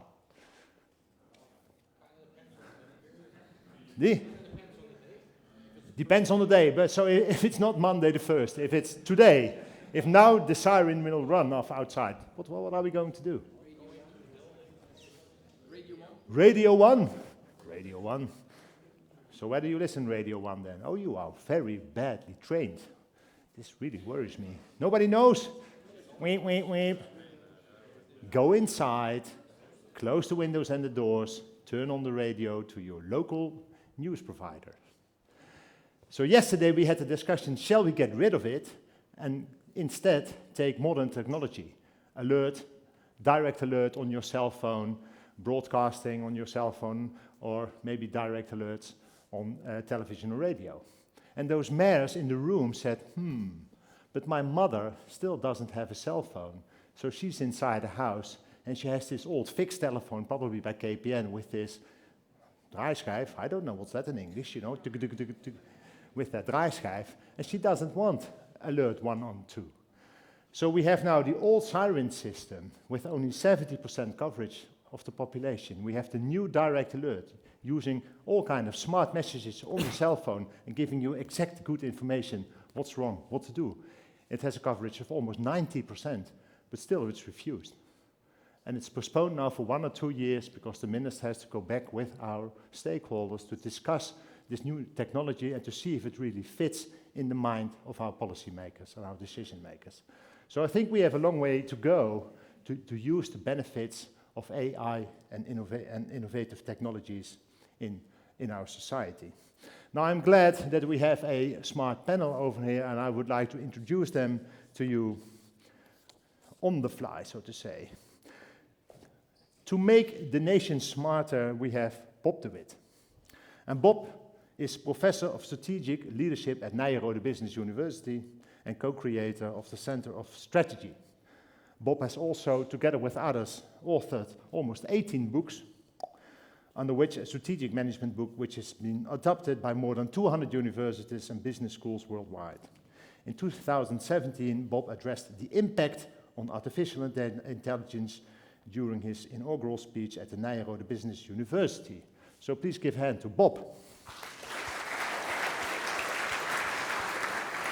And I will immediately ask one question, Bob. You said you addressed the impact of AI during this speech. Could you elaborate just a bit on that? What was the impact on AI on what? On our society or on?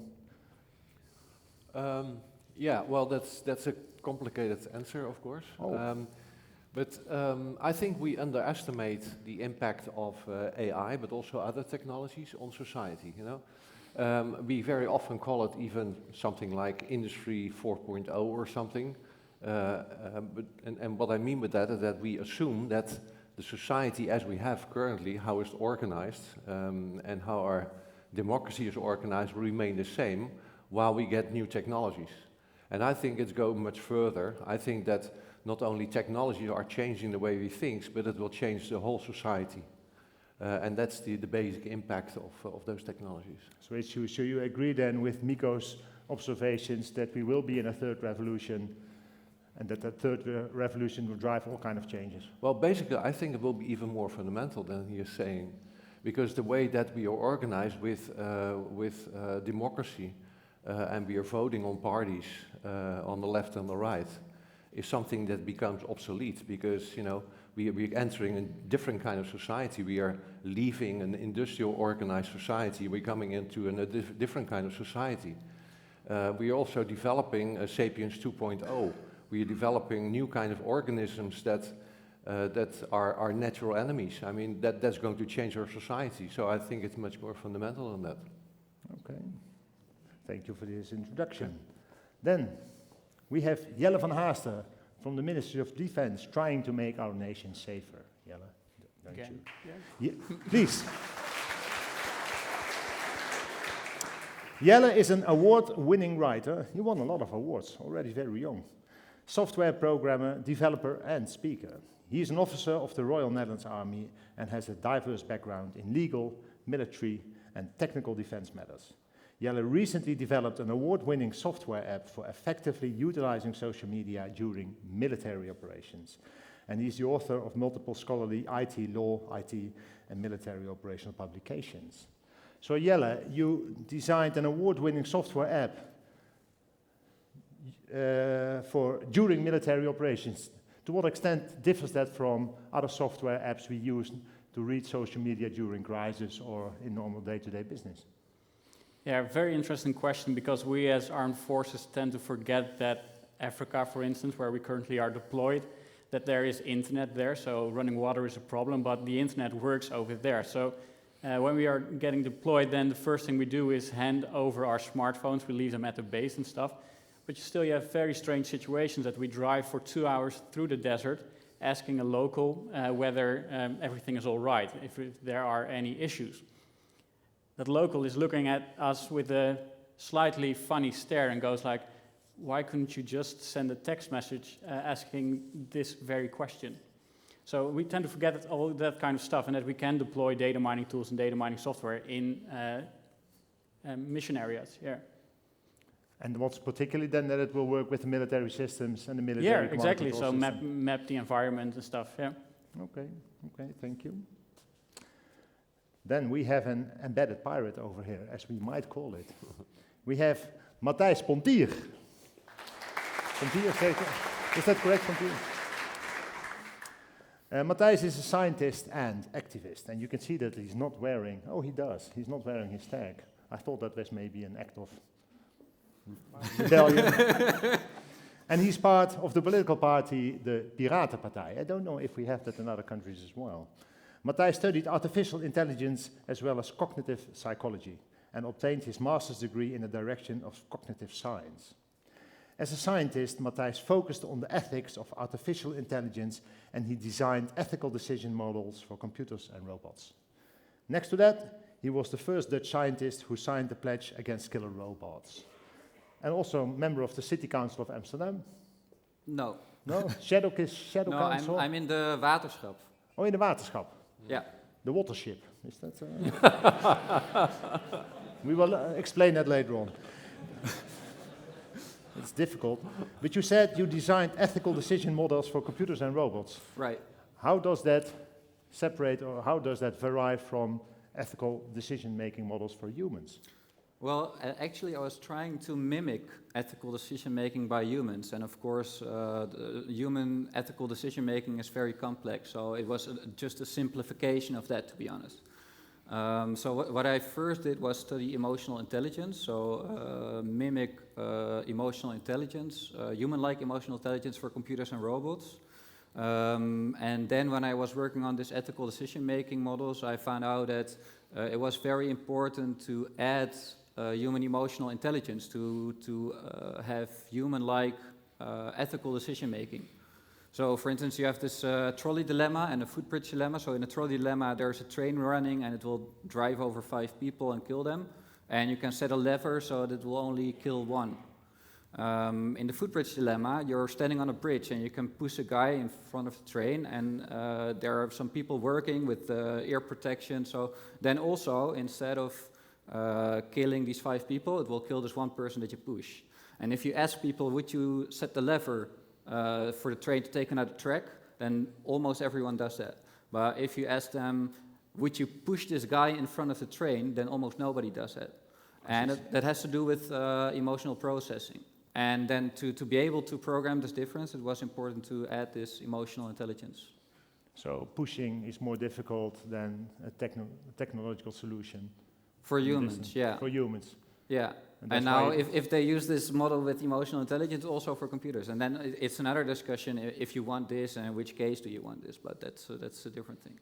But at least I think it's important that if machines make decisions over us and of which we are the object, it's at least important that they understand human ethical decision making and can take that into account and also can explain their decisions to us. Okay. Okay, thank you very much. Then last but not least, we have Gerard Smit from IBM, please.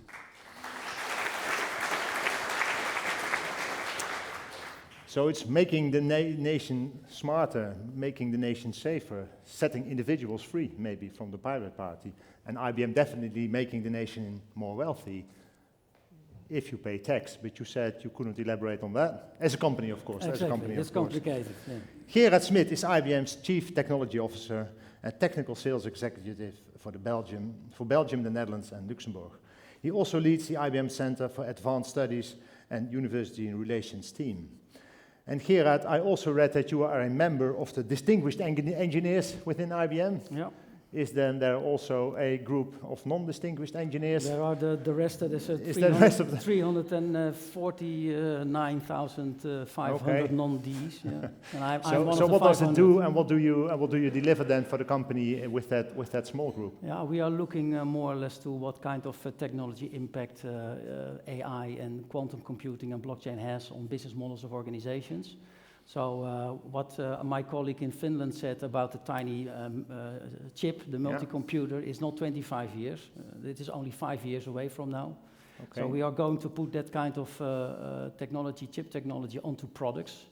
And with this, we are able to connect blockchain transactions into the real physical value chains of organizations.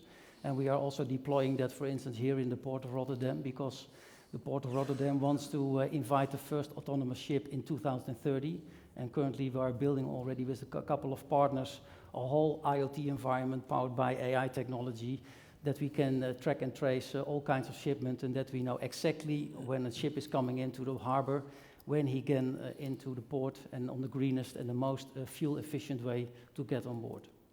So this is one of the examples what we are trying to achieve.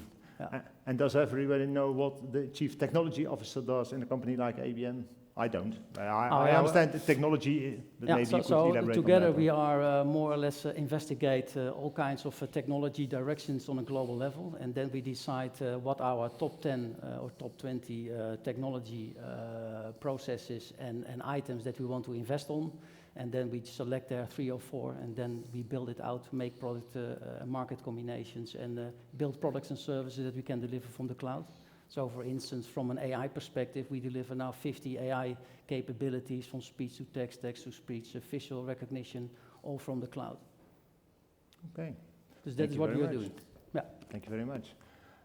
If I would ask to you as a public if AI will be primarily a threat or a chance in the toekomst, who would say a threat? So 3, 4, 5. Who would say a challenge? No, a chance, I could better say. Okay. If I would ask your mother, if she is alive, if I would ask your mother, and what would your mother say? Is it primarily a chance or a threat? Who would say a threat? Your mother. You don't know? Oh, why doesn't you? Oh, you don't know what your mother would want? No, my mother would not know what I mean. Oh, so the challenge is to explain what AI is. She's not here because there are empty chairs. No. So is there something like a generation problem in this technology? Yeah. Could someone reflect on that? Is there a generation problem in this technology, in AI? If I go to my colleagues who are still driving around in armored vehicles and stuff, and I go like AI, they are like, what are you talking about? So it's not just they like to push the big button. It's not a problem of the younger generations only. It's a much bigger problem, not only for instance, the government, the youngest 11% who are below 35 years. It's a problem of the entire government. So it's not just the younger generation who should fix this. We need some people in the security region to also grasp this subject, I guess. Yeah, and I think that's very important also to educate people. So what we think is the best is to combine university and academic relations with businesses and government to build a national AI plan, which is currently in development, to see what kind of priorities do we need for the BV Netherlands, and how can we use AI for our society to make it much safer and more efficient. What partners are subscribing in this AI plan? Where will that happen? That will happen by certain groups. So for the Boston Consulting Group is now heading that, and there's all parties involved, from MKB to VNO to all kinds of parties that are part of the ecosystem of the Dutch government. Okay. Yeah. Okay. Interesting. Are there already questions now for the members of the panel? Because that's always the interesting part about these public discussions, that the idea is, of course, that there are questions. And I know it's difficult, yeah? Jaya? I'm just going to take the opportunity to ask. So actually, I really liked Matthijs, what you were saying about the two dilemmas, you know, and I'm thinking about the dilemma specifically in context of the person sitting to your right. And how does that dilemma work out when we know that we have disobedience from human soldiers who would be sent out into a battle-oriented situation, who then could choose, based on an ethical or moral belief, not to execute a particular order. How do we balance these concerns when we are thinking about robotics and AI and drone attacks? Where do we make these kinds of choices apparent and perceptive from a human moral standpoint? So, and you aimed it at Jelle or Matthijs? Or Matthijs, both? Jelle.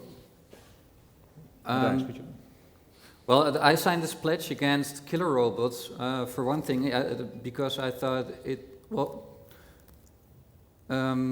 in talks I give sometimes, I say I think it would be a good idea if there would be robot soldiers with a sense of ethics, which therefore refuse to execute orders that are harmful to other humans. But of course, the army is not very interested in that.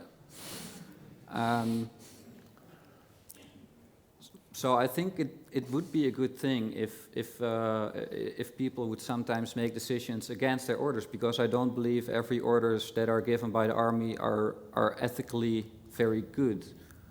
But then of course for the army this is I guess not a very good solution. Yeah, well, in military law there is a obligation on every soldier to contravene any order which he deems is illegitimate or will cause a war crime. So this is a foundation of military law, he just explained. If an order is really wrong in the Netherlands, then I'm on an obligation to negate that order. So just to make that clear. Yeah. And then where this fits in a targeting loop. So we as Army don't authorize lethal violence just at random. We have a very complicated procedure. For instance, in Operation Inherent Resolve, the mission against Daesh, it took very long to get authorization for lethal violence because we want to limit collateral damage, because collateral damage always blows up in our face. So we have very intricate procedures to fit in every aspect there is to a decision, whether it's the legal obligations or collateral damage or ethical ramifications. And we currently are ordering new drones, so we order remote platforms. And this will not change because we have a new platform. Since the existence of the Geneva Conventions, we have upheld wherever possible these conventions, also with new technology. That doesn't change anything there. Even with cyber warfare, we say we uphold international humanitarian law in conflict where we're engaging in cyber warfare. So it doesn't change that much. Well, although for other countries it did change. If you look at the attacks that are executed, for instance, by the US drone program, there are many extrajudicial killings, I would say, that are against these kind of laws that you just explained.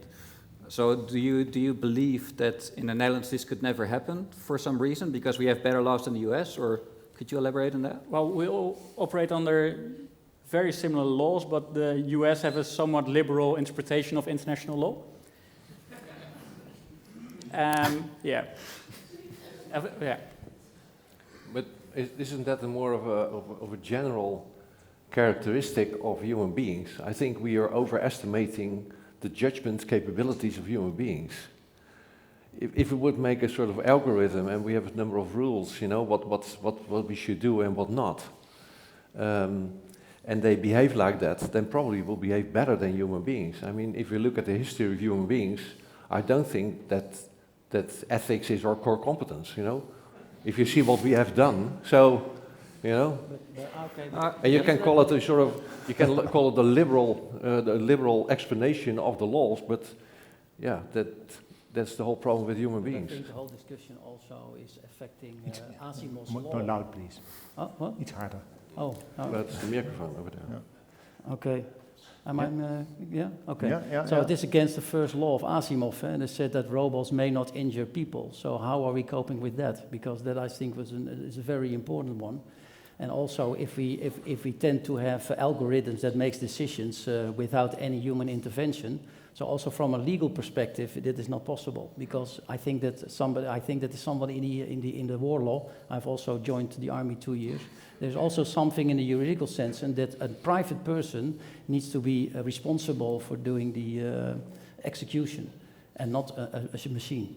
But now I understood we have machine learning, and Ivo told us that machine learning can go wrong, and maybe will go wrong because of all kind of stuff. Isn't that also possible in military technology? I think so, because machines can also make mistakes, and that is just as humans. Any technology. Yeah, and if you have stupid people combined with very powerful AI, then that's dangerous. Okay, we have a question, please.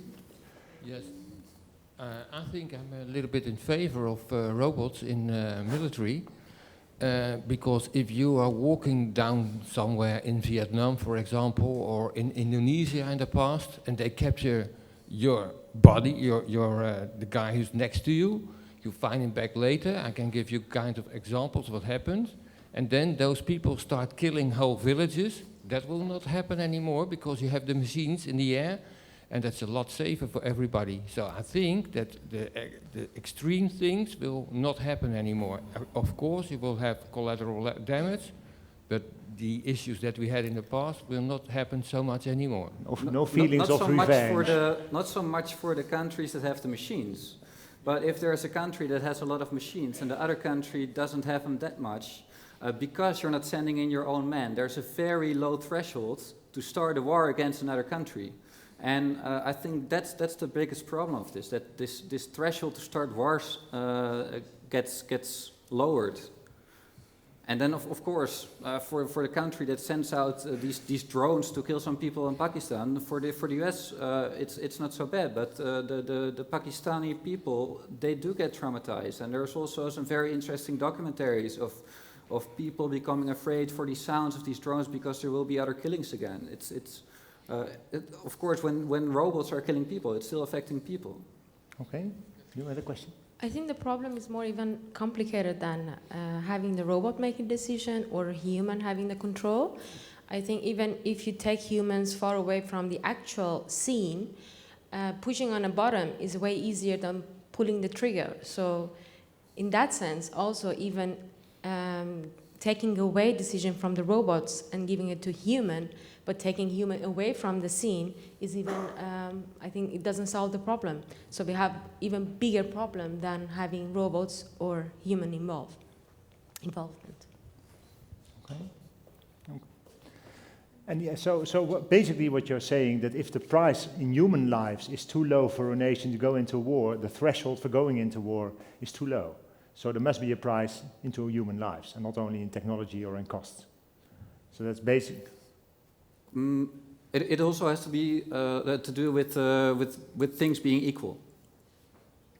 So if there would be two countries and they would both attack each other with technology, and there's not then there is not so much a lower threshold because nobody wins.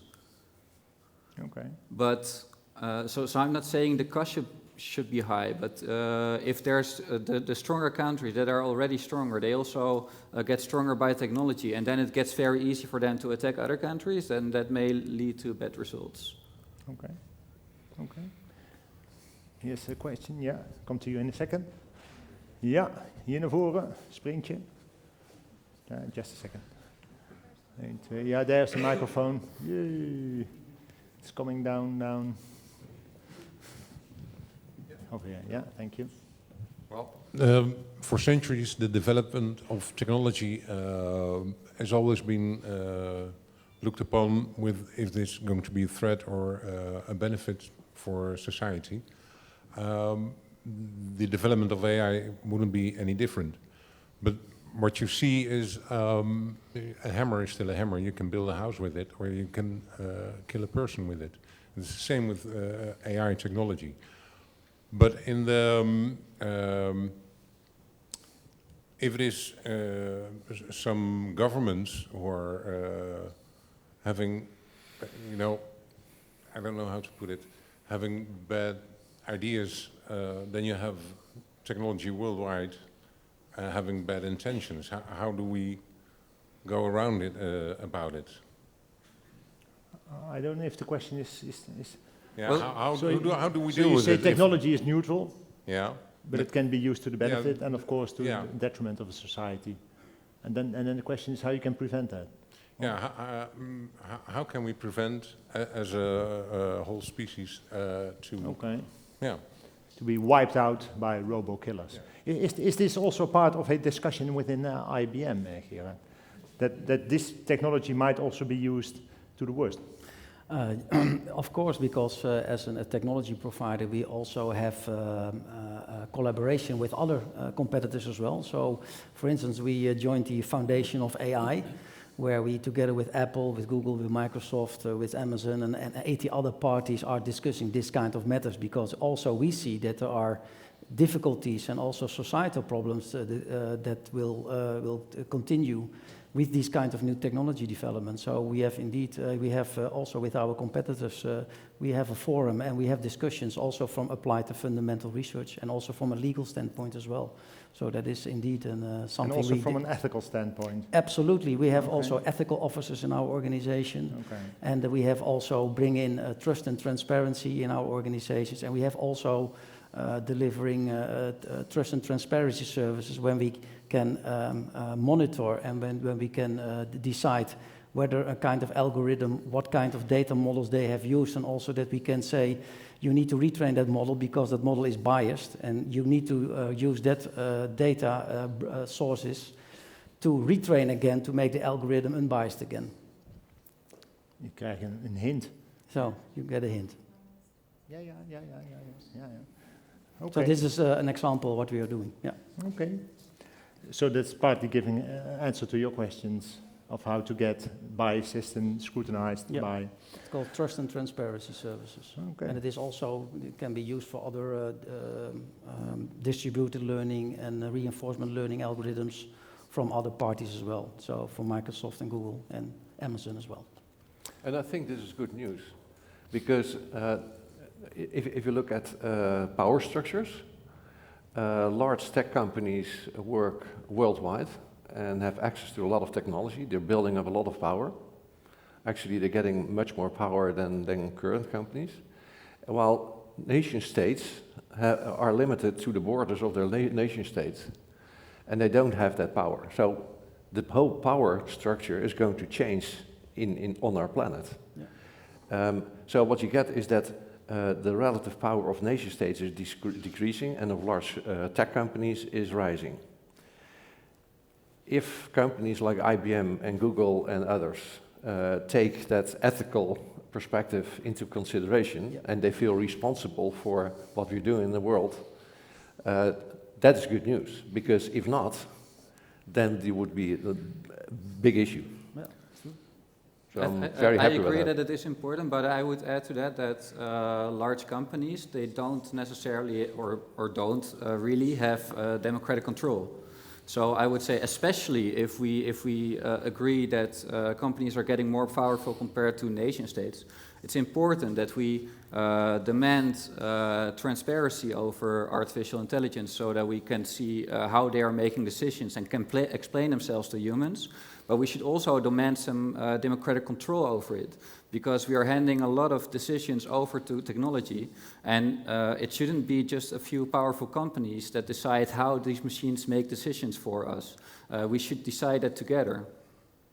Yeah, well, I agree. I agree. But I agree. Yeah, as well. I agree completely. Yeah. But then again, you know, we have to. My opinion is we have to think of different kinds of democracy, and not the kind of democracy we have currently. Yeah. we have to think about, we're talking about world powers, and that is not by voting, you know, for party or for pirates or something, you know. We have to also innovate the whole democratic system.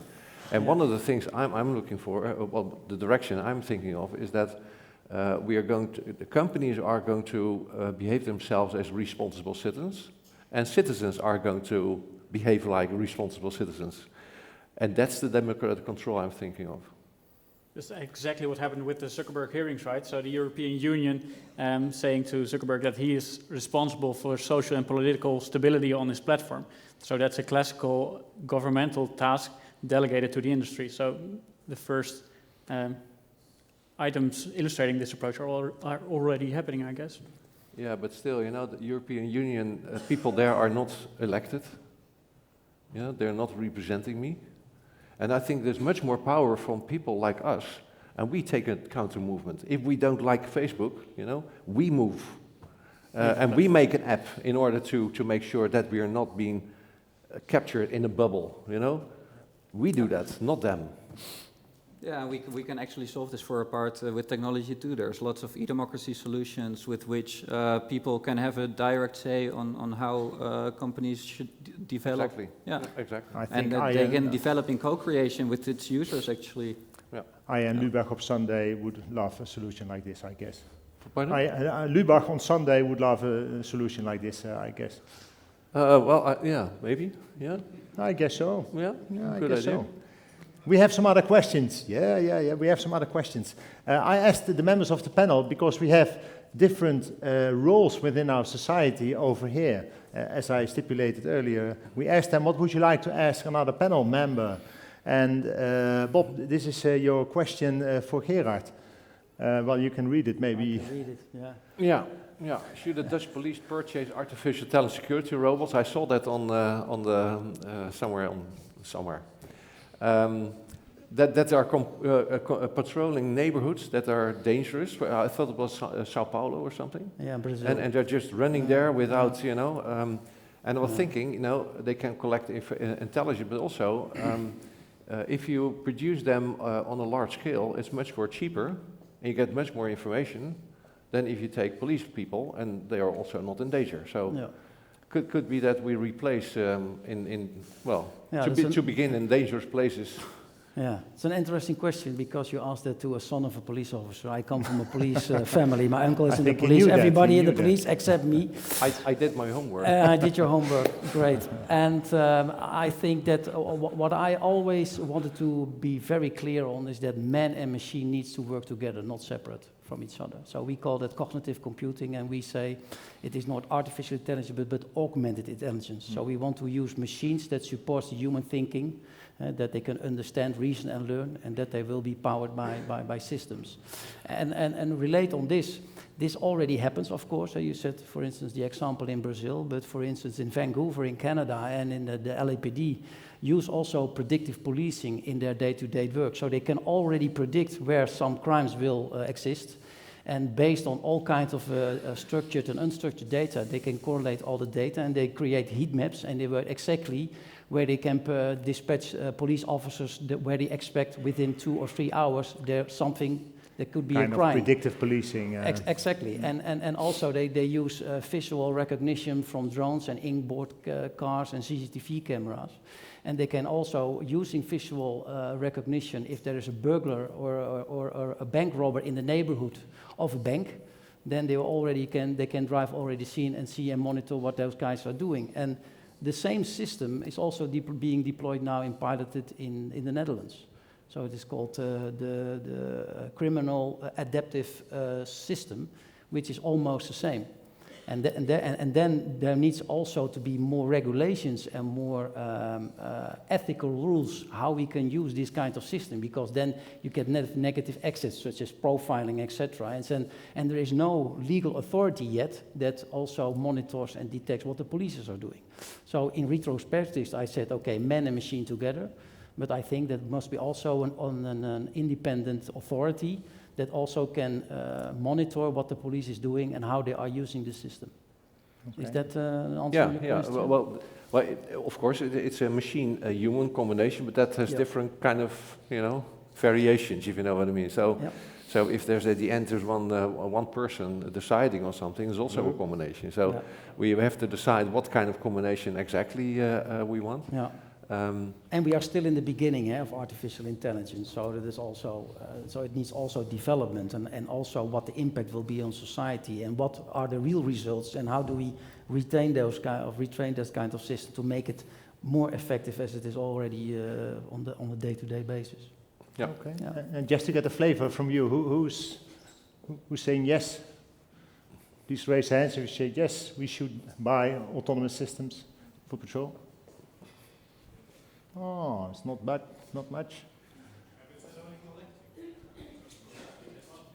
Okay. So data collecting is okay, and then. But they use the insights to make it actionable. So that is also the result of having this information available. And the interesting part in China was that if you crossed the red light 3 times, you couldn't get a scholarship. Yeah, so you don't want to go over there. I don't think we want to have that here in the Netherlands. But the technical system is the same, I guess. Yeah. Yeah. Okay. Okay. Almost. I would say Siri is already, to a large extent, the same system, but it just doesn't go as far as this system does. Yeah. But I think I'm afraid a bit that we are moving in this direction, and if we are not careful about demanding also the ethics that you are talking about, that it might well happen that we end up with a similar system. Yeah, but then we need also to have our ideas about, okay, how do we cope with that? So also that means law enforcement, that needs also government rules and regulations. We need also to adapt law, so that it needs also a lot of other modifications in that area. Exactly. Yeah. Now I'm trying to look for this question, but yeah, it's my question. That's your question. Yeah, could you elaborate it or introduce it for Matthijs? Yeah, of course. Just a brief introduction.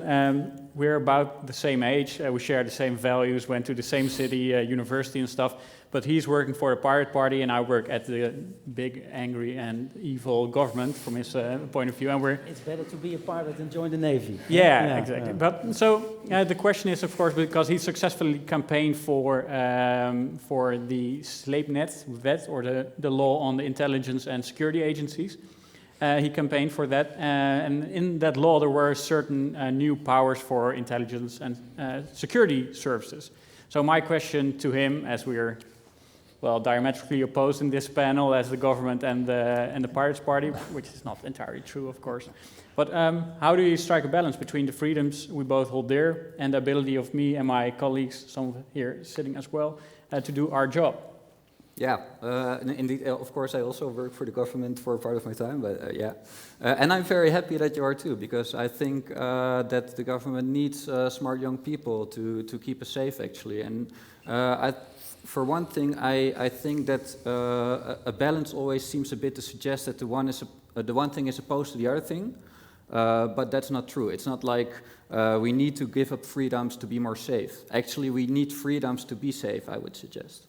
And if you look at this mass surveillance law, we were always very clear that we didn't oppose the complete law.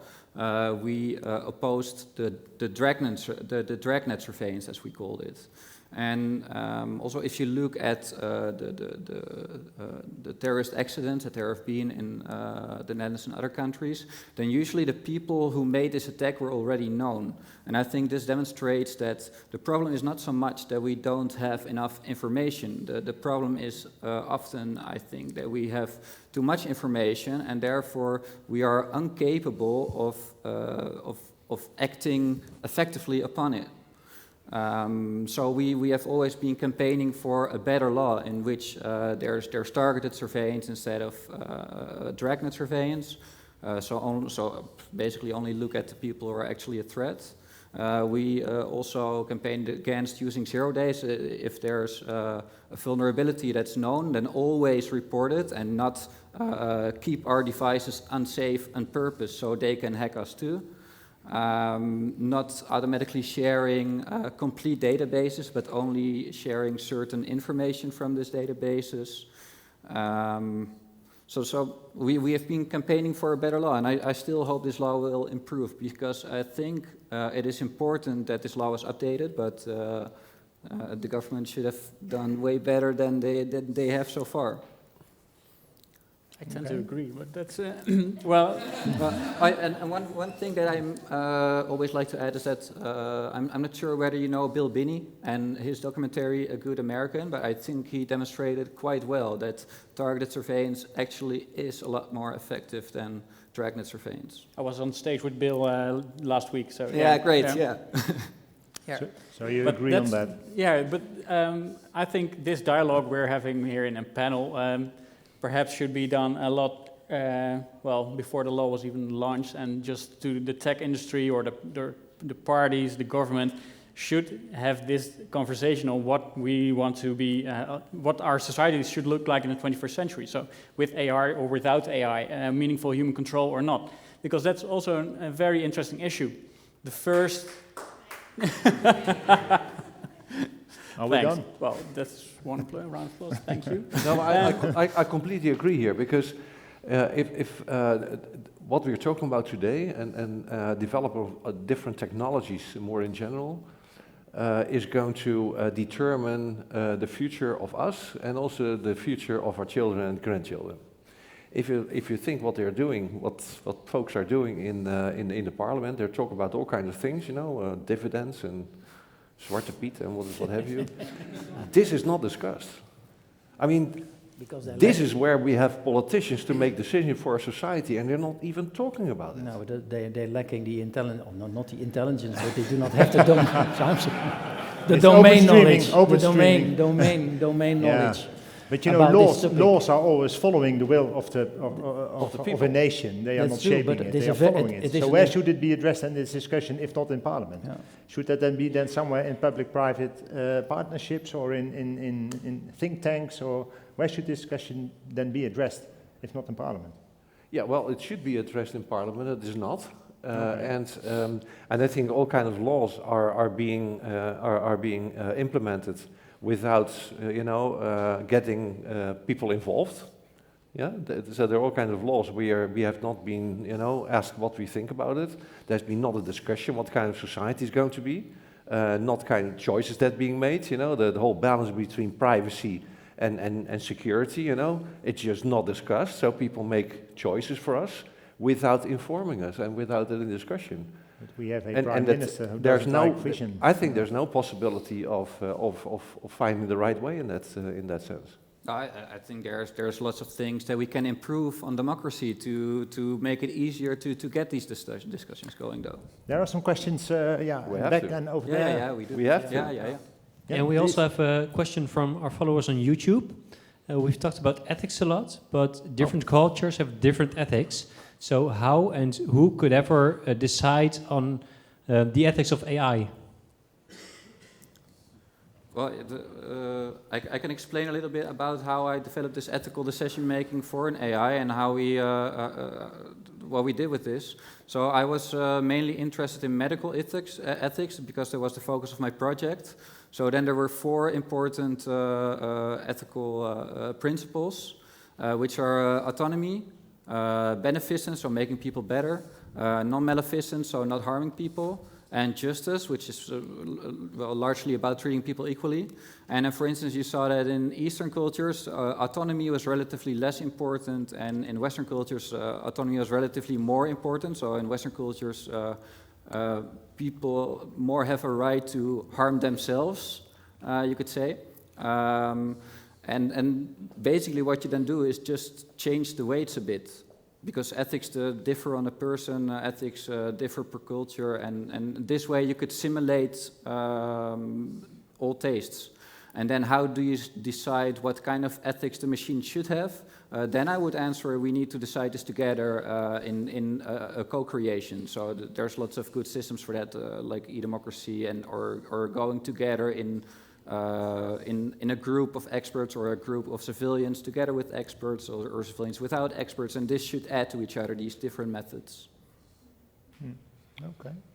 There was a question in the back there, yeah? Yes, I would like to ask a question also on this topic, actually.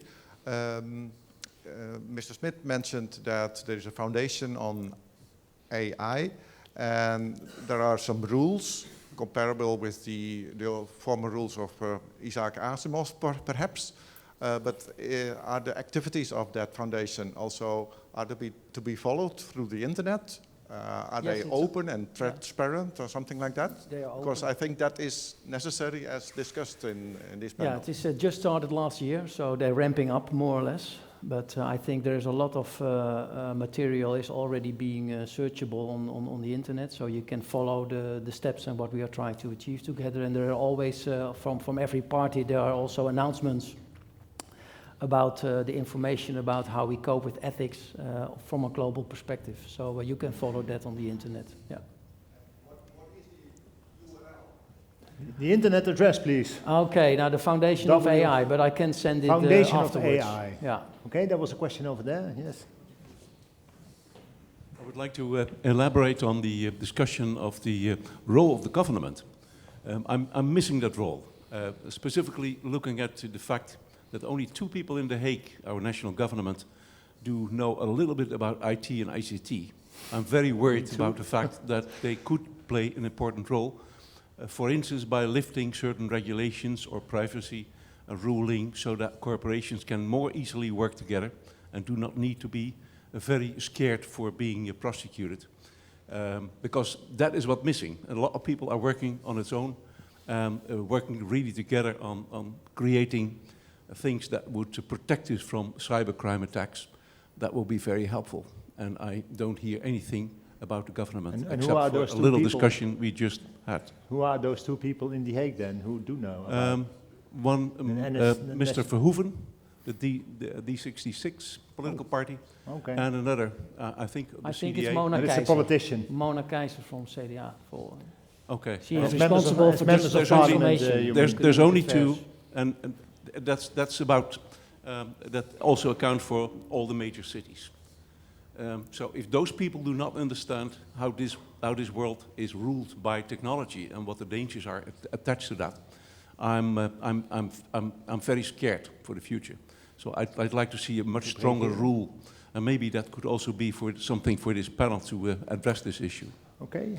There was someone would like to react, and I'll come to you, of sir. course. But because we now look at the government like that they have to decide everything, but we just found out that we actually should have a talk about it.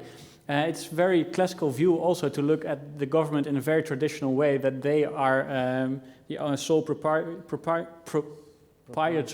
of this domain.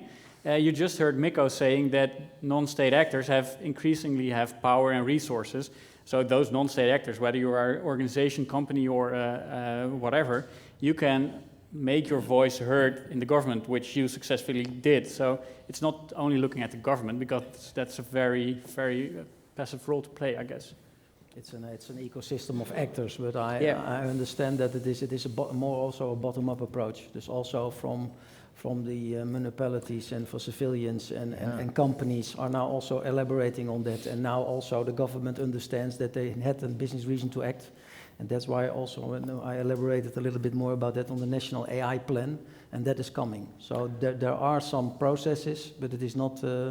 It's going not very fast yet, but it needs to be speeding up, because also on a European level, they are also now collaborating and want also to invest billions of dollars of how AI can develop, but also what is the impact on society, also on regulations or law, etc. So it's coming, but I agree with you that we need some additional steps to move this forward into the next merit. Okay, thank you. Yeah. Well, to this discussion, I would like to bring an issue of complexity, because I think AI brings complexity to a different level. I mean, algorithms are getting more and more complex, and it seems like even technical giants are losing control of their own algorithms. The data can be only analyzed by AI, and it will get even more worse. So my question is, do we need to start working on AI to control the AI, to make those rational decisions possible? Because it's nice, but I'm thinking, how can you make this decision? How can you even understand how AI develops because of this complexity? Okay, that's opening the black box then, so to say, in which all those algorithms are. Well, that's my question. what do we need to do to support those still ability to make those rational decisions, be it decisions about democracy, be it decisions to what extent we should control the development or evolution of AI. What do we need? Maybe another AI, as I said, to make those decisions possible.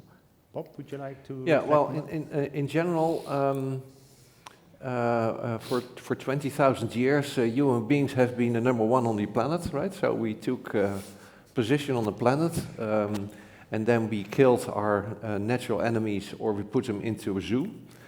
So now for some time we are used to be the #1 on this planet, but there are limitations on what we humans can do.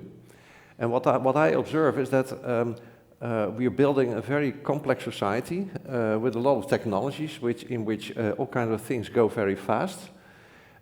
So it's going very fast, it's going very complex, and I'm afraid that we are getting to our limits of what we humans can handle as a society. So if we are developing all kinds of complex algorithms, it could well be that it gets out of control.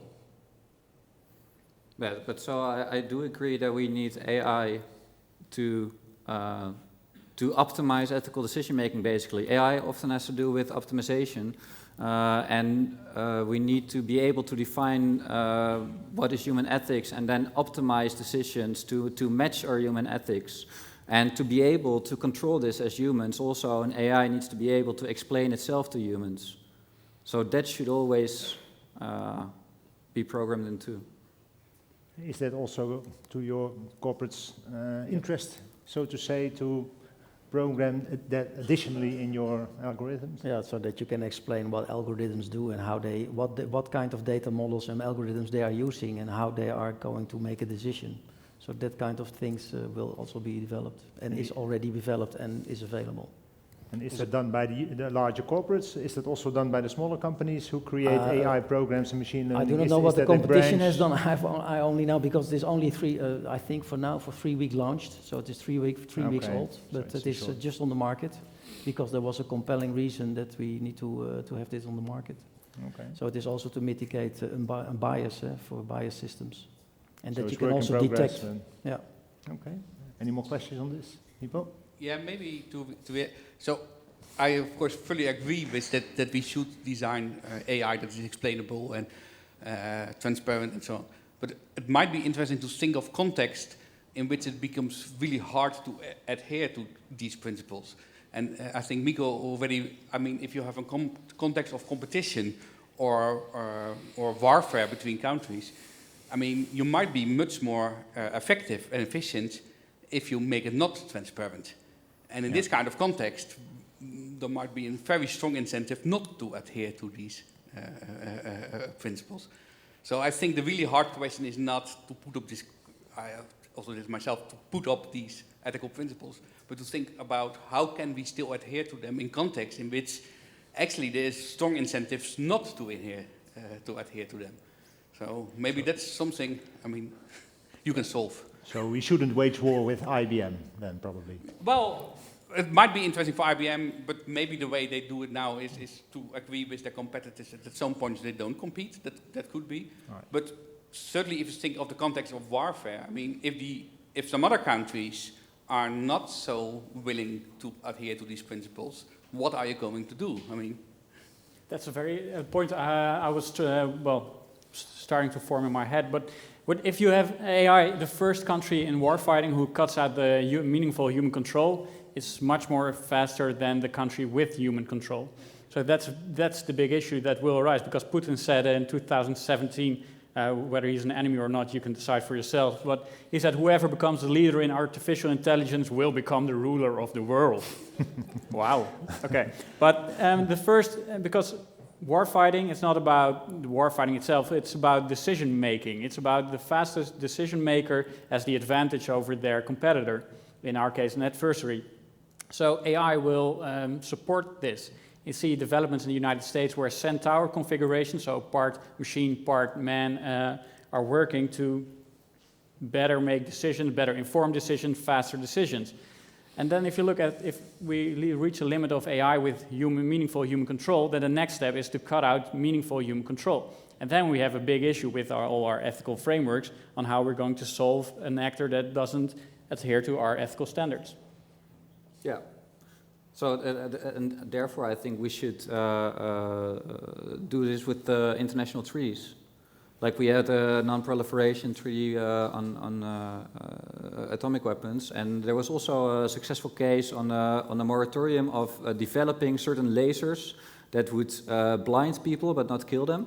And then at some point they say, well, this technology is only going to cause a lot of harm for everyone, so we won't develop this any further. And I think we should do the same for autonomous weapons without meaningful human control. Kind of new Maybe Geneva to ban Convention. all weapons. Maybe that is a better decision. That's a way better decision. Well, that would be a good decision too, but that would probably be a bit harder to reach. While this in the United Nations, there's actually quite some support for this idea. Yeah. But there was also an agreement signed with 3,000 scientists, and also with Elon Musk and Wozniak and a couple of others, robotics and AI scientists that signed a treaty in 2015. Mm-hmm. So there is already compelling arguments against. So, although others call them the echo chamber of fear. You know? Also true. Yeah. So that's the discussion of the common sense, important. So we had a lot of this discussion already.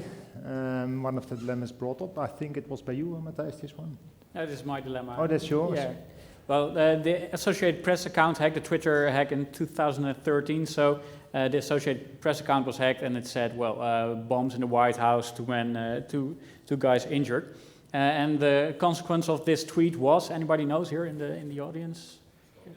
Yeah, exactly, a flash crash on the stock market. So in the weeks leading up to this incident, social media data was coupled to a high-frequency trading algorithm. So when he detected this tweet, it started anticipating a flash crash.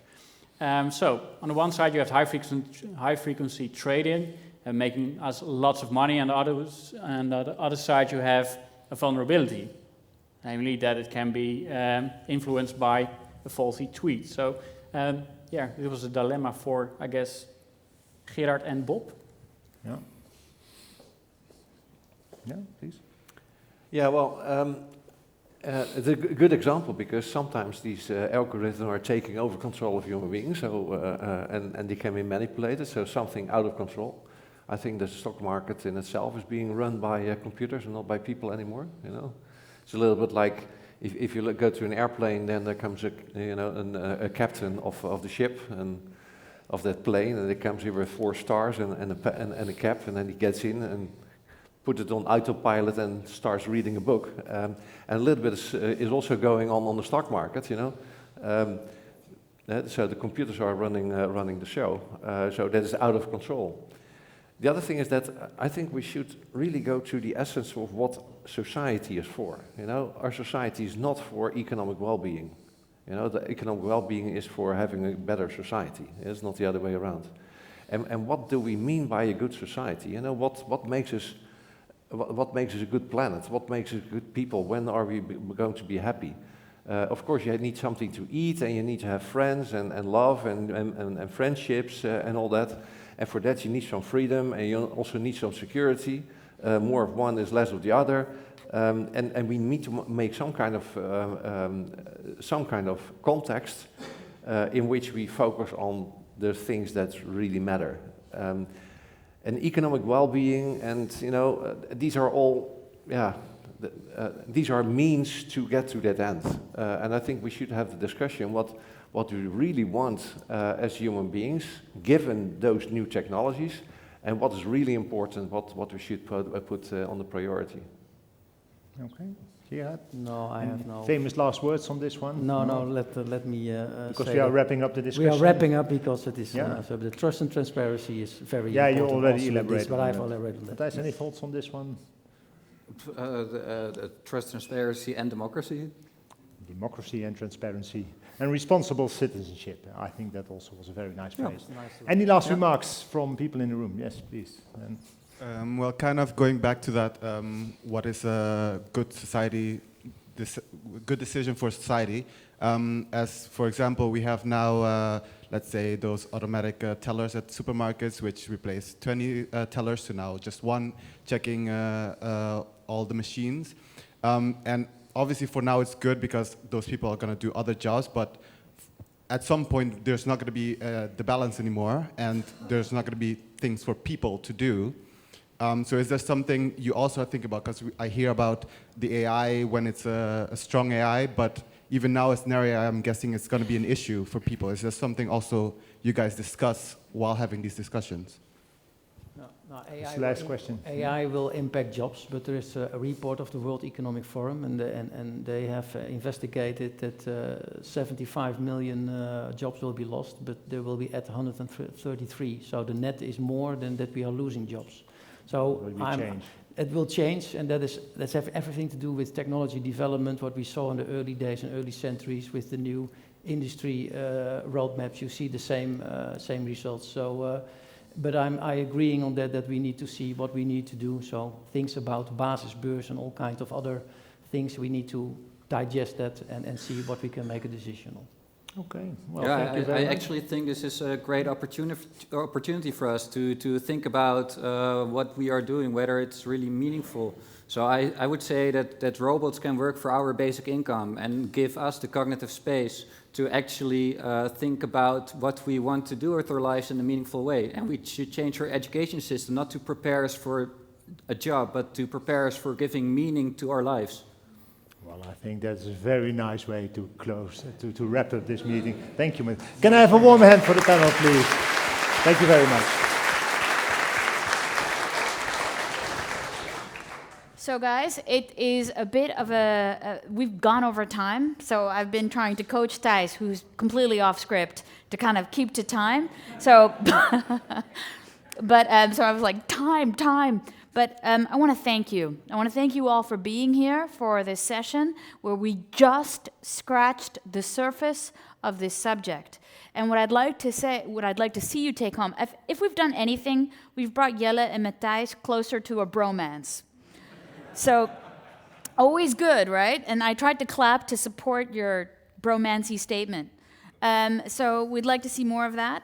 And what I'd like to ask you to do is to think about the takeaways from this. I think we need to learn not to fear AI, but to look for the opportunities here and responsibilities that we have in order to make sure that we have some form of the good stuff that's in our society, not the bad biases, but the good stuff, because the biases we're gonna get them free of charge. So if we make sure that the morality, the ethics that we hold so dear are there and ensured when we introduce AI to different ways that we are gonna employ it, whether it's warfare or the teller or whatever, that we have that. I think we also discussed that we want a Geneva Convention-like mechanism, so that we have, also we didn't discuss it, but the Talon Manual might also be a point of reference because we don't have that, and we do see collateral damage on non-military targets when it comes to cyber stuff. So I think we need to find a better balance and not just reside or depend on the Geneva Convention. And then the third thing is, I think we need a very strong sense of community. The community like the bromance, but a community of informed and educated people who are willing to do things together to actually figure out how to solve the problem from a multidisciplinary approach. So I encourage you to take part in the dialogue and to realize that you have an intrinsic responsibility by just being alive in this time that we're all alive in, to do something with this dilemma and to get the fruits of it for all of us. So I would like to invite you for the network drinks now, so we can actually start building this community. I'd like to ask you to please return your badges. I can tell you they were really expensive. So, and I need to conserve on that budget that we started talking about in the beginning of the day, so I need you to return those badges. And I want to thank you, everybody, Bob, Jelle, Matthijs, Gerard, Tijs, Ibo. Where's Mikko? I miss Mikko. Oh, no, there he's right. Oh, okay. All right, so Mikko, I thought I saw phantom sighting. Okay, so I'd like to thank all of you for being there, and the people who are attending online, thank you so much for a successful online event. Thank you.